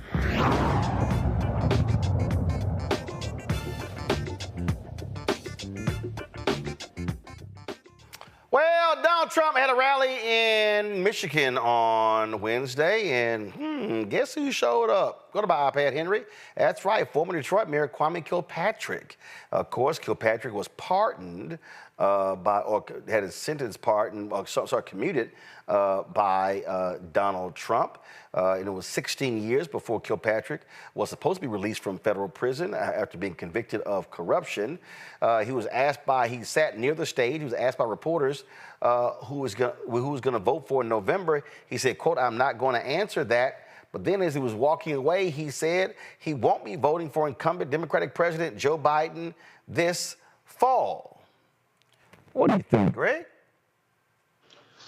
Well, you know, I also think that was the same article where he's talking about he and his wife talking about maybe moving back to Detroit. Y'all know who not to vote for. Didn't Biden, Lord have mercy, didn't Trump pardon him? Yeah. Trump commuted his sentence. This is the crass politics of personal interest. What Reverend Barber said at the beginning of the show about, you know, the morality and the time to rise. And Reese, thank you for very cleanly explaining the bright moral line in the sand around this question of killing in the so-called Middle East. Clearly, our brother, formerly known as the hip-hop mayor, perhaps would maybe have more of an investment in the Drake versus Kendrick war than real life. He seems to have lost his moral compass, if he ever had one at all. And so I guess it's really not surprising when you put your personal interest or what you perceive to be your personal interest over politics. And I hope the voters of Detroit will remember that when he tries to sneak back in the city and run for something. Yeah, I would love to have Kwame Kilpatrick come to the Alpha Convention and explain that one. How about that? Yes, sir. Yes, sir. Yes, sir. Reese, your thoughts? I mean, he has one vote. So, hell, at least he ain't bought off as cheap as other people. 16 years of life back, of freedom. I ain't entirely mad at him. I'm glad that he's just being a little bit more transparent about it as opposed to trying to, he did say he's voted for Trump, so that's not entirely transparent, but at least people know where he stands because we have a lot of people that throw a rock and hide their hand and try to be like, I ain't gonna name names, we know them, who try to say, I'm not saying I support Trump, I'm not saying I support won't. So you know where he stands. He was bought off. I think it's a reasonable price. Listen, I'll vote for Trump too. Shit, if I was let out of jail 16 years earlier, I probably wouldn't put that on blast. But I ain't really mad at him. Is it a selfish interest? Yes, but we all have one vote. So I'm just being pragmatic here. But now you know where Kwame Kilpatrick stands. Don't follow his ass unless you need to get out of jail 16 years earlier. Greg, we made a point about crass politics. So when Trump, he pardoned Lil Wayne, Kodak Black. He pardoned one of the co-founders of Death Row, which Snoop Dogg was very interested in getting. And we know exactly what that was all about. And I'm sitting here, looking at a lot of these people like, yeah, see, that's right. Trump ride for black folks. And I'm sitting there going, oh, so y'all are going to ignore all the rest of that stuff? You'll know everything else? I love how folk just, and then again, when you start talking about facts, in fact, let me see, which phone do I have it on? So the Trump folk, Greg, have been running, let me do this here. Let me put it on this iPad. I got it on one phone. So the Trump folk have been running a radio ad on Detroit radio stations. And I want to play this ad because I know both of y'all need some additional laughter in your lives on today. And so, because if y'all got a kick out of that Dana Bash commentary, wait until y'all hear this commercial here. Give me a second. I'm airdropping it to my iPad because I think y'all gonna find this to be really, really, really interesting. So let me go ahead and get this thing queued up. So here we go. Hi, I'm a volunteer for Joe Biden. Are you registered to vote? Yeah, I voted for Biden last time. That's great. Really? Have you looked around? Everything costs more. Food, gas, housing. We're struggling to pay our bills. Okay, but what about everything he's done to protect illegal immigrants? Protect them? Did you see that Biden's paying rent for illegals now? They get handouts and we pay for all of it. And Biden's letting Mexican cartels flood our neighborhoods with murderers and drugs. Well, Biden's done a ton to stop transgender transgender discrimination. Transgender discrimination? Stopping men from using girls' bathrooms isn't discrimination. Keeping men out of girls' sports and out of girls' locker rooms is just common sense. So Biden can still count on your vote, right? Not this time. Trump will stop the sexualization of our children and declare war on the cartels. I'm voting for Donald Trump. Make America Great Again, Inc. paid for and is responsible for the content of this advertising. Not authorized by any candidate or candidates committee. Megapack.com. So Trump is going to stop the sexualization of children. Tell it to the parents of kids who were Jeffrey Epstein. And so you see what he's doing there, Reese. How he is trying to use transgender issue and illegal immigration, weaponizing against black people. It's fucking brilliant, and it could work. It's unfortunate that you could use such issues like that to distract people from the fact that Trump said he wants to give cops immunity. They can shoot the hell out of black people, stop and frisk, whatever, and there aren't going to be any consequences. About the fact that he wants to strip the same way he wants to get rid of illegals, so-called illegals, he's going to strip your ass of your citizenship too. But it works. There's a reason why he's running these ads and targeting the folks that he's targeting. It aligns with the disinformation campaign that we've seen targeting black people all throughout social media. There are 0% of athletes are trans, but it's one of the main talking points that you hear from Republicans. And it's a talking point that resonates with a lot of black people as well. So it's smart. I mean, I wish the Democrats had some shit like that. I don't know. We don't have nothing. We try to do the right thing, except for on Palestine. Aside from that and a couple other shit, we try to do the right thing. So we don't have anything like that we can really sell and say, well, look at what the trans people are getting. Look at what the Asians is getting. Look at what we don't have those same kind of issues. So they're playing the cards that they're dealt. And if we can't see through it, and if we want to vote against our interests to stop these imaginary villains, then, hey, we get the government that we deserve. Actually, I think you do have it. I think you do have it, Greg, because I think if you're Democrats, if you run an ad saying, hey, I know you really want student loan debt relief, but are you going to support Trump, who wants to give tax breaks to people who have private planes and yachts? Do you own one? You can ask that question. Or you can run the audio of Trump saying, hey, a lot of you rich people supported me, and guess what? You did great when I was president, and you're going to do better when I'm president again. I would run that sucker. I damn sure run that sucker against him. I would damn sure use the audio of him calling Colin Kaepernick a son of a bitch. Oh, I absolutely would use that one. And then I would definitely run ads on the gospel stations talking about 2 Corinthians. See, I would absolutely use. So they have to. But see, again, here's what I think the difference between. And I'm gonna go back to that comment from Michelle Obama. When they go low, we go high. Democrats love. I know she hates that she said that now because she get dragged every time. Democrats love to go high. They do. No, you got the like I did a podcast with Michael Steele. I said, oh, they hit your ass in the knees. I said, you hit their ass in the shins. If they hit your ass in the ankles, you hit their ass on the bottom of their feet. No, you got to understand, you are in a fight that has no rules because your opponent doesn't believe in rules. Correct. That's true. Your opponent does not believe in rules. There is no bottom.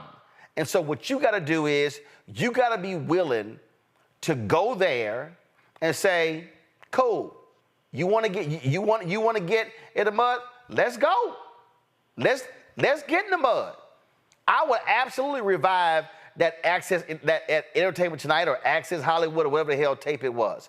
I would see every foul thing he said. I would be running ads on black radio stations about the nasty stuff he said about Maxine Waters and when John Kelly condemned Frederica Wilson. Oh, hell yes, I would. Absolutely, I would. At every single damn moment. Every black person, every black woman he attacked, it'll be a whole new commercial against him. But Democrats want to play nice and fair, and that's the problem. I'm telling you. Can we all get along, Greg? That ain't how you win. You got to rip his damn heart out. That's what you got to do. No, it's true. Of course. I mean, yes, of course, it's true. It's true. It is true. And it's a difficult moment. Roland, I was talking with a brother the other day who works at one of the K Street think tanks. And he said, a lot of people think it's Democrat versus Republican. But when it comes to things like foreign policy, it's about, they all pretty much think the same. And he said, even domestically, it's about power.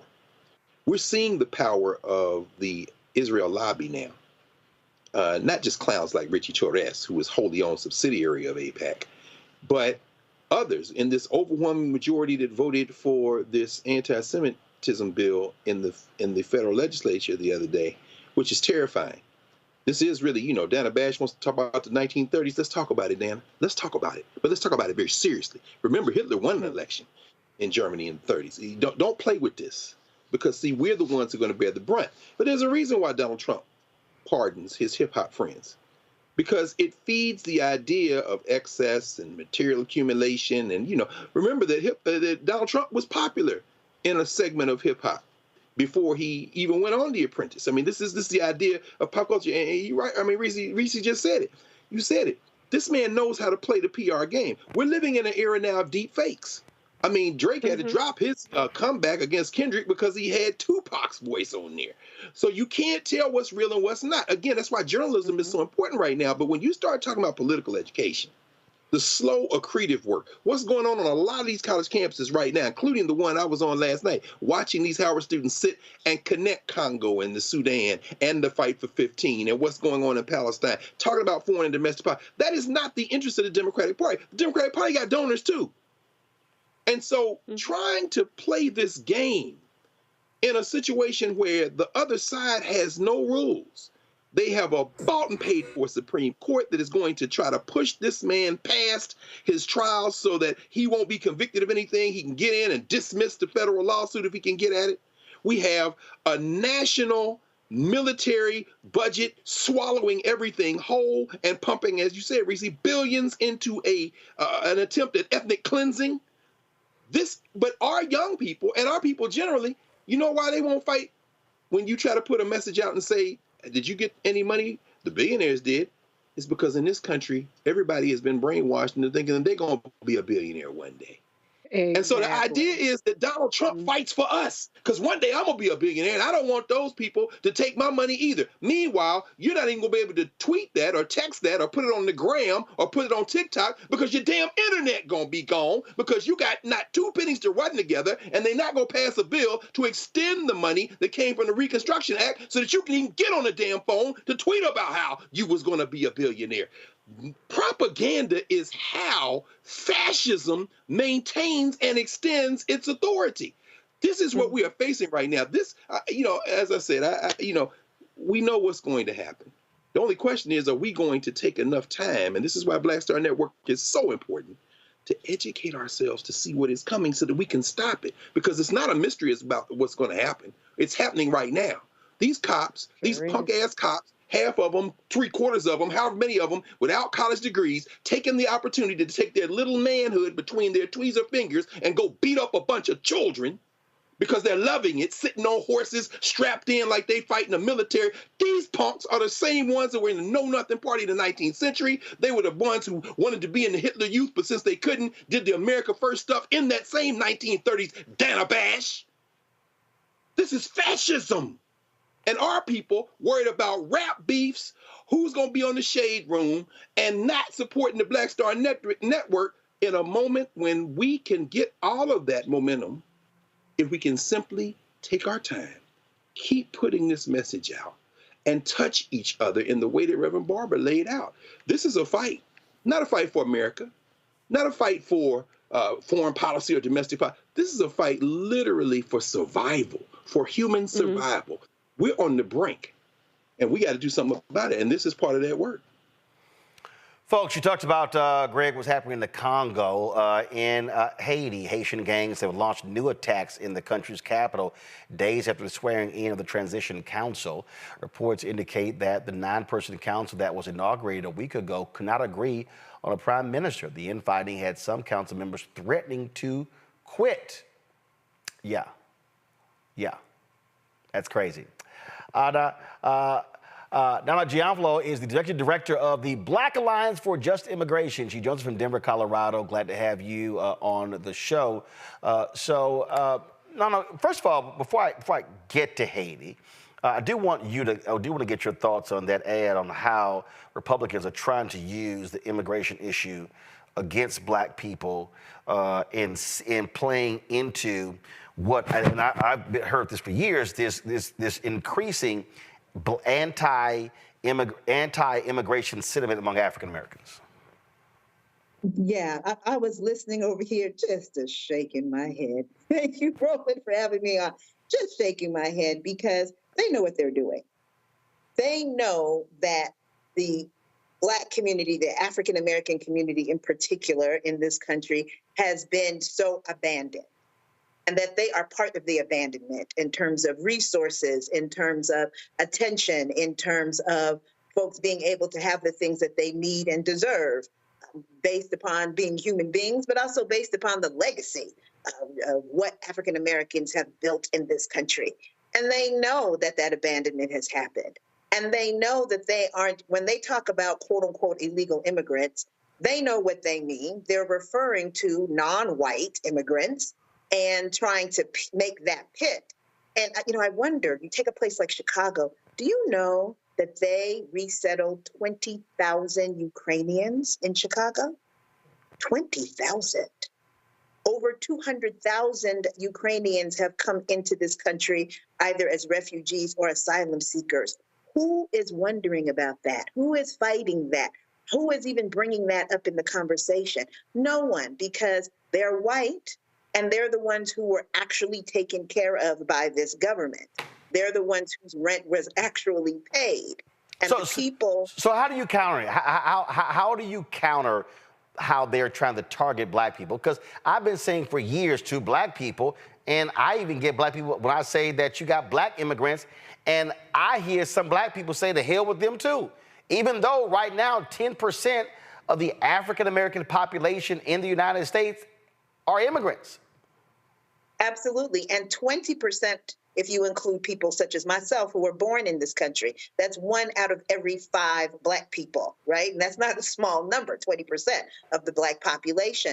What we do at Baji is really, it's a 2-part piece. One part is to talk to our own communities, black migrant communities, to get them a better sense of really what blackness is in this country, what African Americans have been a part of, what African Americans have gone through, what the legacy has been of what has been built, to make sure that we are funneling into that. We are not going to leapfrog over African Americans into some white land of milk and honey called the American dream. That is not going to happen. It's an American nightmare, as Malcolm said, for us too. So that's the first part.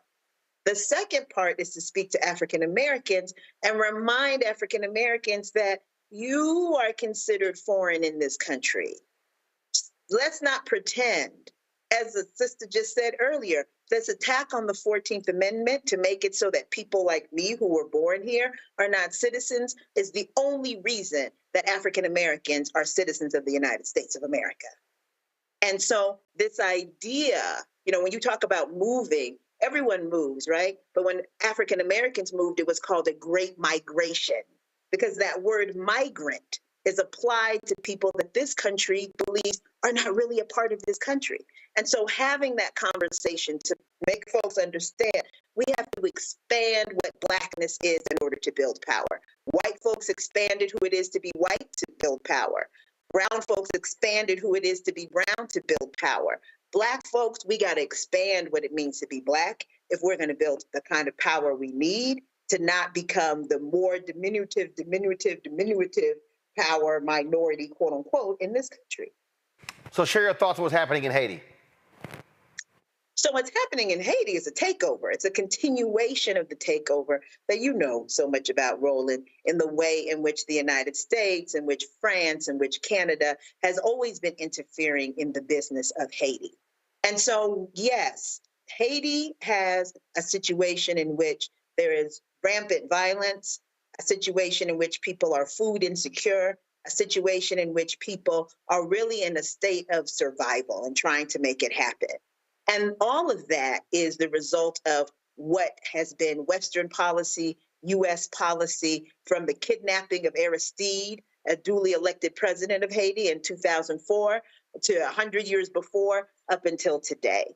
And this council that you talked about is a council of which nary a single person was elected by the Haitian people, was nominated by the Haitian people. This is all the outside, be it the CARICOM, the Caribbean community, being the black face, basically, of the United States, France, and Canada, to bring these people together who represent every failed government and Western-backed government that Haiti has had, put them all in a room together and said, hey, now you're going to run the country. And the first thing they do, or the second thing they do, is to elect as a prime minister a person, Fritz Belizaire,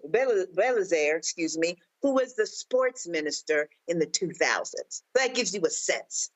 With the requirement that this council allow a multinational police force led by Kenya, which ain't got nothing to do with Haiti, again, black-facing the violence, to come in and supposedly be able to quell this violence that's happening in Haiti. We know that it has to be a Haitian solution that comes from the Haitian people. That's what we know from how we address violence in this country, how violence is addressed in the favelas of Brazil, and everywhere that Black people are around the world. We are the ones that have to come up with the solution, and there should be nothing about us, as we say, without us. And that's what we have with this council and what's moving in Haiti right now on the political level. Questions from the panel, Greg? Thank you, Roland, and thank you, Sister Nanai. As you say, the blood of the Ghanaian people runs through the veins of Haiti, and so many Africans got taken to that island from West Africa. So thank you for your work, and thank you for the work of Baji. How can we get folk to understand and ultimately address this division between the people and the privileged? I mean, this whole show, beginning with Reverend Barber, the question of what the people need, but then you got this bourgeois elite here in the United States, and of course in Haiti, never been allowed to develop. When you frame that, I mean, think about how Preval was there, and now here's this guy who was working with Preval, but the only reason Preval was there because the U.S. took out Aristide. And am I correct to say that the Montana group, and especially Lavoyas, those were the two cats that were like, hey, y'all pick this guy and then tell us what is going on. Should we leave? How should we think about the division between the people and the privileged in Haiti, especially finally as some of these armed militias are now clamoring for a seat at the table, and this cat, Cherizier, said, where these guns coming from? Well, some of these bourgeois Negroes in Haiti hired y'all and used the guns, and now the people are looking like, we need somebody. How can we separate out between the people and the privileged as a way to try to understand what can and can't be possible in Haiti? So some of it, if you have the time to look at it, is you follow the money, because the money is telling us what's happening. I mean, Haiti is always described, as so many of our majority Black countries are described, as impoverished, and yet there are people living it up. You know what I mean? They talk about the violence of Haiti. They talk about, we see the images with the shooting, but, there are areas where nothing is happening. Those people are safe and secure and driving their Mercedes and their Peugeot and their everything else and living their life. And those are the people that you see here on the council. Those are the people that now they're asking to be in charge. There are, as you know well, Brother Greg, there are community organizations that have, some new, some, since the time of Aristide and Lavoisier, that have been working on the ground with people, providing support. And those are the voices that we should be listening to. Even when they talk about the armed civilians, which they describe as gangs, and maybe some of them would describe themselves as gangs too. I tell my young folks that work with us at Baji, I'm old as dirt and twice as funky. And I worked in 92 with the gang truces that were happening in LA. I was one of the few sisters that was up in there. Brother Jitu Siddiqui, peace be unto him, that called with others for a national bringing together. Remember, from Kansas City, from Baltimore, from all of these places. And it was them who stopped it. It wasn't the police. All the LAPD squads and all of the people that were brutalizing with all the murders they were doing, they never stopped it. It was us who stopped it. We have those same experts alive today, old as dirt and twice as funky, and some younger ones. And we have them coming out of the favelas of Brazil. And we have them coming out of Central America. So we have the antidote, let's say, to even the armed violence. And what it is not is violence sponsored by the United States, France, and Canada, the European Union. That's the AU. That is not what is going to solve the problem here in Haiti. We have to say, what are the people calling for? The people are calling for food. The people are calling for aid. The people are calling for help in the same way that the Ukrainians were helped in this country, where people can unite with their families, make some money, do some things that can support folks back home. That's what the people are calling for. When it says death, we know it's not the people. When it's about life, we know it is about the people. Yes. Reese? Thank you, sis. Thank you so much for being here with us tonight. I want to return to the topic of citizenship. You mentioned it after I mentioned it. I've noticed that a lot of the rhetoric around immigration has pivoted to being anti-Haitian immigration. And that's conveniently after they've passed a lot of laws, or they're starting to pass laws like in Louisiana and in Georgia that allows police officers to arrest people just merely off the suspicion of them not being here legally. I've been trying to drive home the point with Black Americans that is going to impact us, because the ability of police to just stop anybody, just as much as it's going to impact Haitian immigrants or any kind of immigrant, whoever you deem is not worthy of being here in this country, regardless of status. Can you talk a little bit? Have you seen any kind of increase in policing around Black communities, around immigrant communities with these new legislations being passed? Absolutely, and thank you for that. So firstly, there is a lot of talk about Haiti because Haiti are like the Black migrants that we know. So it's kind of like how every brown migrant was a Mexican, remember? And so everyone would just say the Mexican. So people say the Haitians, but actually the numbers that are really increasing are folks that are coming in from the continent. And you can kind of trace what's happening on the continent in terms of conflict, climate change, et cetera, and that tells you who's coming in. And absolutely, there's this connection. So this is the core of Baji's work. So thank you for this, is the criminalization issue and how it impacts both African Americans and Black migrants. In fact, we say we fight for both Black migrants and African Americans because you can't separate us. When the police stop me, they're just stopping me. They don't care about where I may come from. What we have is a police to deportation pipeline. When you have a law like SB 4 in Texas that says if you think someone looks like they are not from this country, you get to stop them. I wish we could show all four of our faces on this screen. Who don't come from this country and who come from this country? Right. And so they're stopping you for, I'm a criminal defense attorney, was a former president of the National Conference of Black Lawyers, the legal arm of the Black Liberation Movement. They're stopping us for having those little trees in the window, right? They're stopping us because they say that your tail light is out. Now, they have literally been told, if it don't look white, you get to pull it over, right? And we know that pullover is going to learn to those searches, become those searches. It's to become those Sandra Blands. It's going to become all of those cases, tragic cases of people being killed as a result of a traffic stop, as a result of being stopped while Black, of just walking. And that has already happened. So that's the thing people need to understand. That's happened in Boston. Remember, there was a brother who was jogging and this ICE cop pulled up next to him. There's an African-American. He didn't know what the brother was. He just knew that he was Black and he wanted to be able to stop him. This is an ICE cop. It's not even a regular, local law enforcement cop. You've had Black people who are African-American who have been deported because in the moment they weren't able to produce a passport. How many of our people in this country have U.S. passports? How many of us have our passport? How many of us are walking around with our birth certificate in our pocket?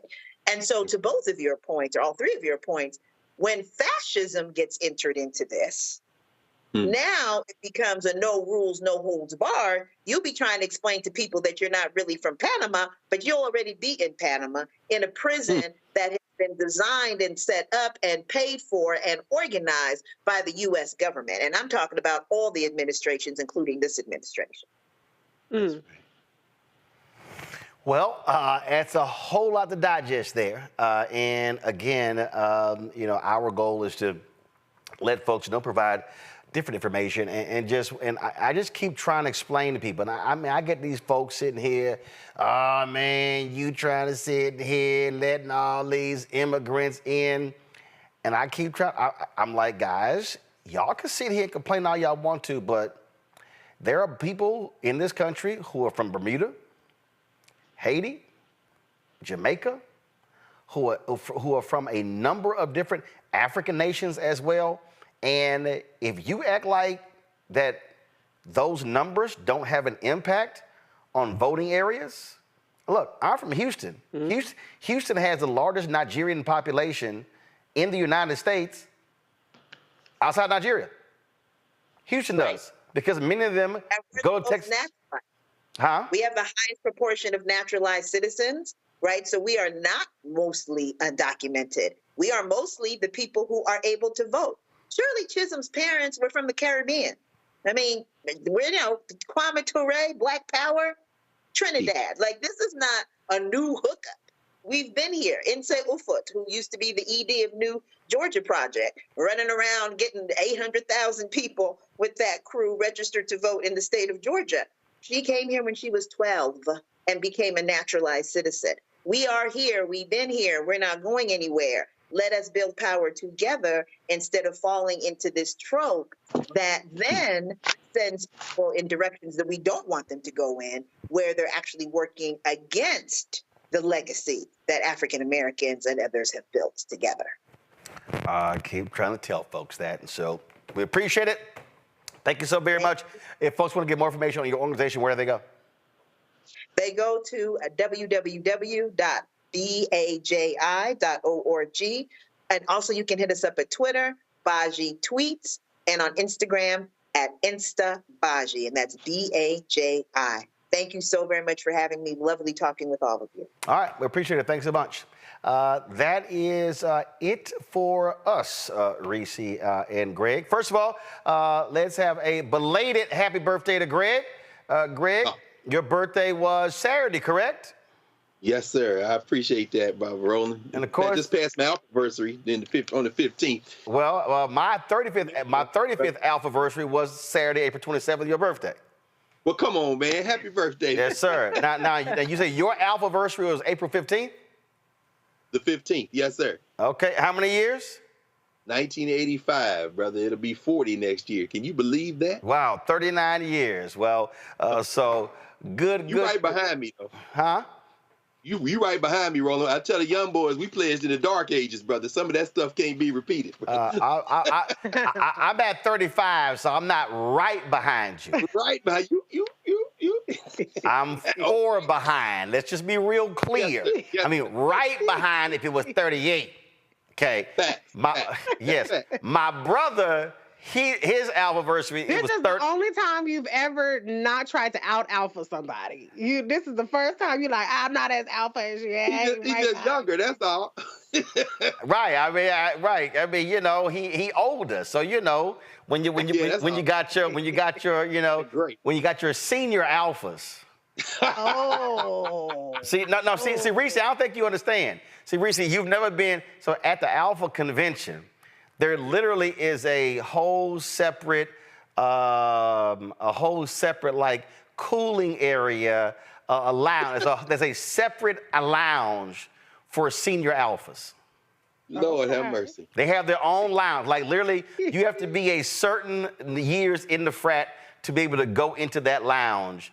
And so I'm just saying, Greg will be able to go into that lounge at least 4 years before I will. I'm about to say, but neither one of us can get in there now because them old heads serious about that lounge. Yes, you're right. If you ain't got a certain badge, you can't even open that damn door. Okay. Look, Mariba Kelsey, who was he's the last surviving member, founding member of the chapter at Tuskegee. We were down there in September. They honored him. He'll be 99 next month. And See, them cats, man, they gave him his 75-year member pin. I ain't never seen that in person, brother. Yes. So, yeah, that lounge is for them old heads, brother. You know Yes. So, so Greg will be in that lounge before I will. All right, so again, happy belated birthday, happy Alphaversary. Happy belated birthday, Dr. Carr. As well, so again, that's it. Reese, what the hell's coming up on the show this weekend? I don't know yet. It's a lot. Maybe the Maryland primary. I still got to drag David Trone for coming after County Executive Angela Austin Brooks. When is the Maryland primary? So it's early voting right now, and then I believe I always early vote, but it's early voting right now through the 9th, and then I think the 14th is primary day. Oh, but gotcha. yeah, don't let you might want to tell. I mean, here's what I don't understand. So somebody from the Angela Austin campaign called me about coming on the show, and I ain't heard from him since. Okay, I'm gonna reach out. I don't want to. I mean, they called. Well, they called to see if I was going to talk about the Trone Jigaboo comment, which we did. And I ain't heard from them since. So, just saying. Yeah, we gotta work with our people. I'm just saying. I mean, we kind of talk about black people all the time. And of course, we'll be. Next week, we'll be talking with Marilyn Mosby, who is seeking a pardon from President Biden. She faces sentencing later this month, and she's like, how am I convicted for trying to use my own money? We'll be chatting with her as well. What day is that going to be? Well, we were trying to get her on today, but there was a conflict, so it's probably going to be Monday or Tuesday. Tomorrow's up in the air for me because tomorrow they have the presentation of the Presidential Medal of Freedom at the White House. I am a guest of Clarence Jones, who, of course, is Dr. King's speechwriter. He is one of the honorees, and so I will be there tomorrow. The program starts at 4:40, so not quite sure if I'll be able to get back to host the show, even though we're down the street. So we'll see. And also, folks, don't forget, if you're going to be in Ohio this Saturday, I am going to be at Wilberforce.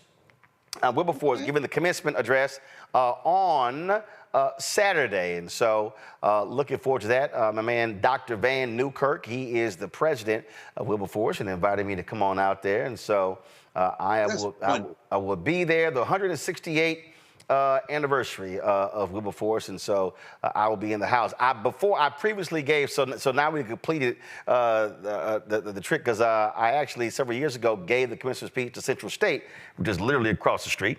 I gave, and they have this amazing, I think it's a statue of Dr. King that was given to them by Bill and Camille Cosby.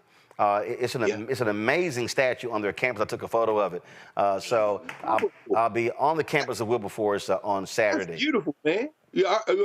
Charles Wesley and W.E.B. Du Bois, Wilberforce. Well, Wesley was president of Wilberforce. So you talk about Alpha, man. You get ready to bring that right to the center, man. Congratulations on that, bro. Yep. So looking forward to. So it's graduation season, and of course next week Howard has their graduation. I got to be back again because my niece, who got her undergrad last year, she gets her master's next week. Faith Marshall. So I'll be. Yeah, she Faith picked it up that fast, man. Yeah. That's hard work right there, man. I delivered the boxes to her last night to pack her shit up. So yes. So yeah, she got her undergraduate last year. She getting her master's. She graduates next week. So she knocked out the undergrad and the master's in architecture at Howard in 5 years. So yep. Ooh, wow. Yeah, I know. Congratulations. Little smart ass. When she got there, man. She just got there, man. Yeah. She's not playing. Yeah, I know. Little smart ass kids. You know. Just saying. That's right. Good. Now they can graduate and start spending their own damn money. There we go. All right, Greg and Reese, we appreciate it. Thanks a lot. Folks, don't forget, if y'all want to support us in what we do, your support is absolutely critical. As I said, I got to open up these envelopes to the folks who've already sent their money orders and checks. Our people who, I love black people. They tell me, they say, listen, I don't do electronic stuff. I'm old school. They'll walk up to me and hand me money when we different places. But we appreciate it because it all absolutely works. And so if y'all want to join our Bring the Funk fan club, senior checking money order to P.O. Box 57196, Washington, D.C., 20037-0196. Cash App, $RM Unfiltered. PayPal, R Martin Unfiltered.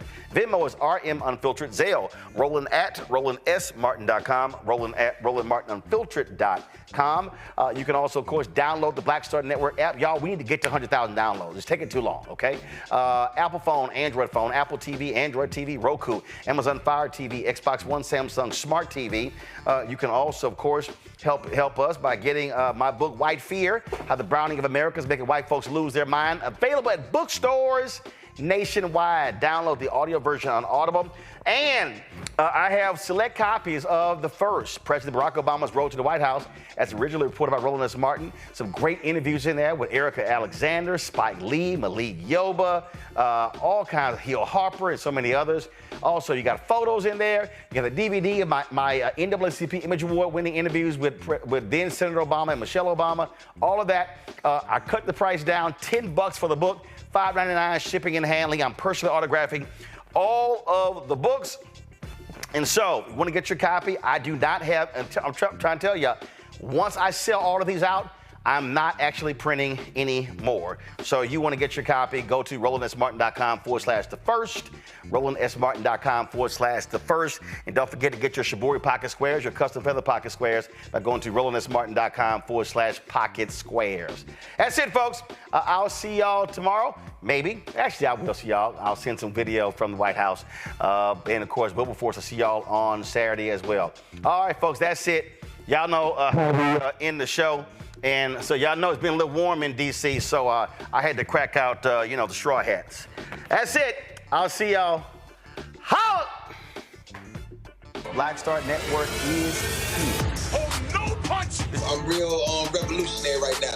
Thank you for being the voice of Black America. All momentum we have now, we have to keep this going. The video looks phenomenal. See, this difference between Black Star Network and black-owned media and something like CNN. You can't be black-owned media and be scared. It's time to be smart. Bring your eyeballs home. You dig?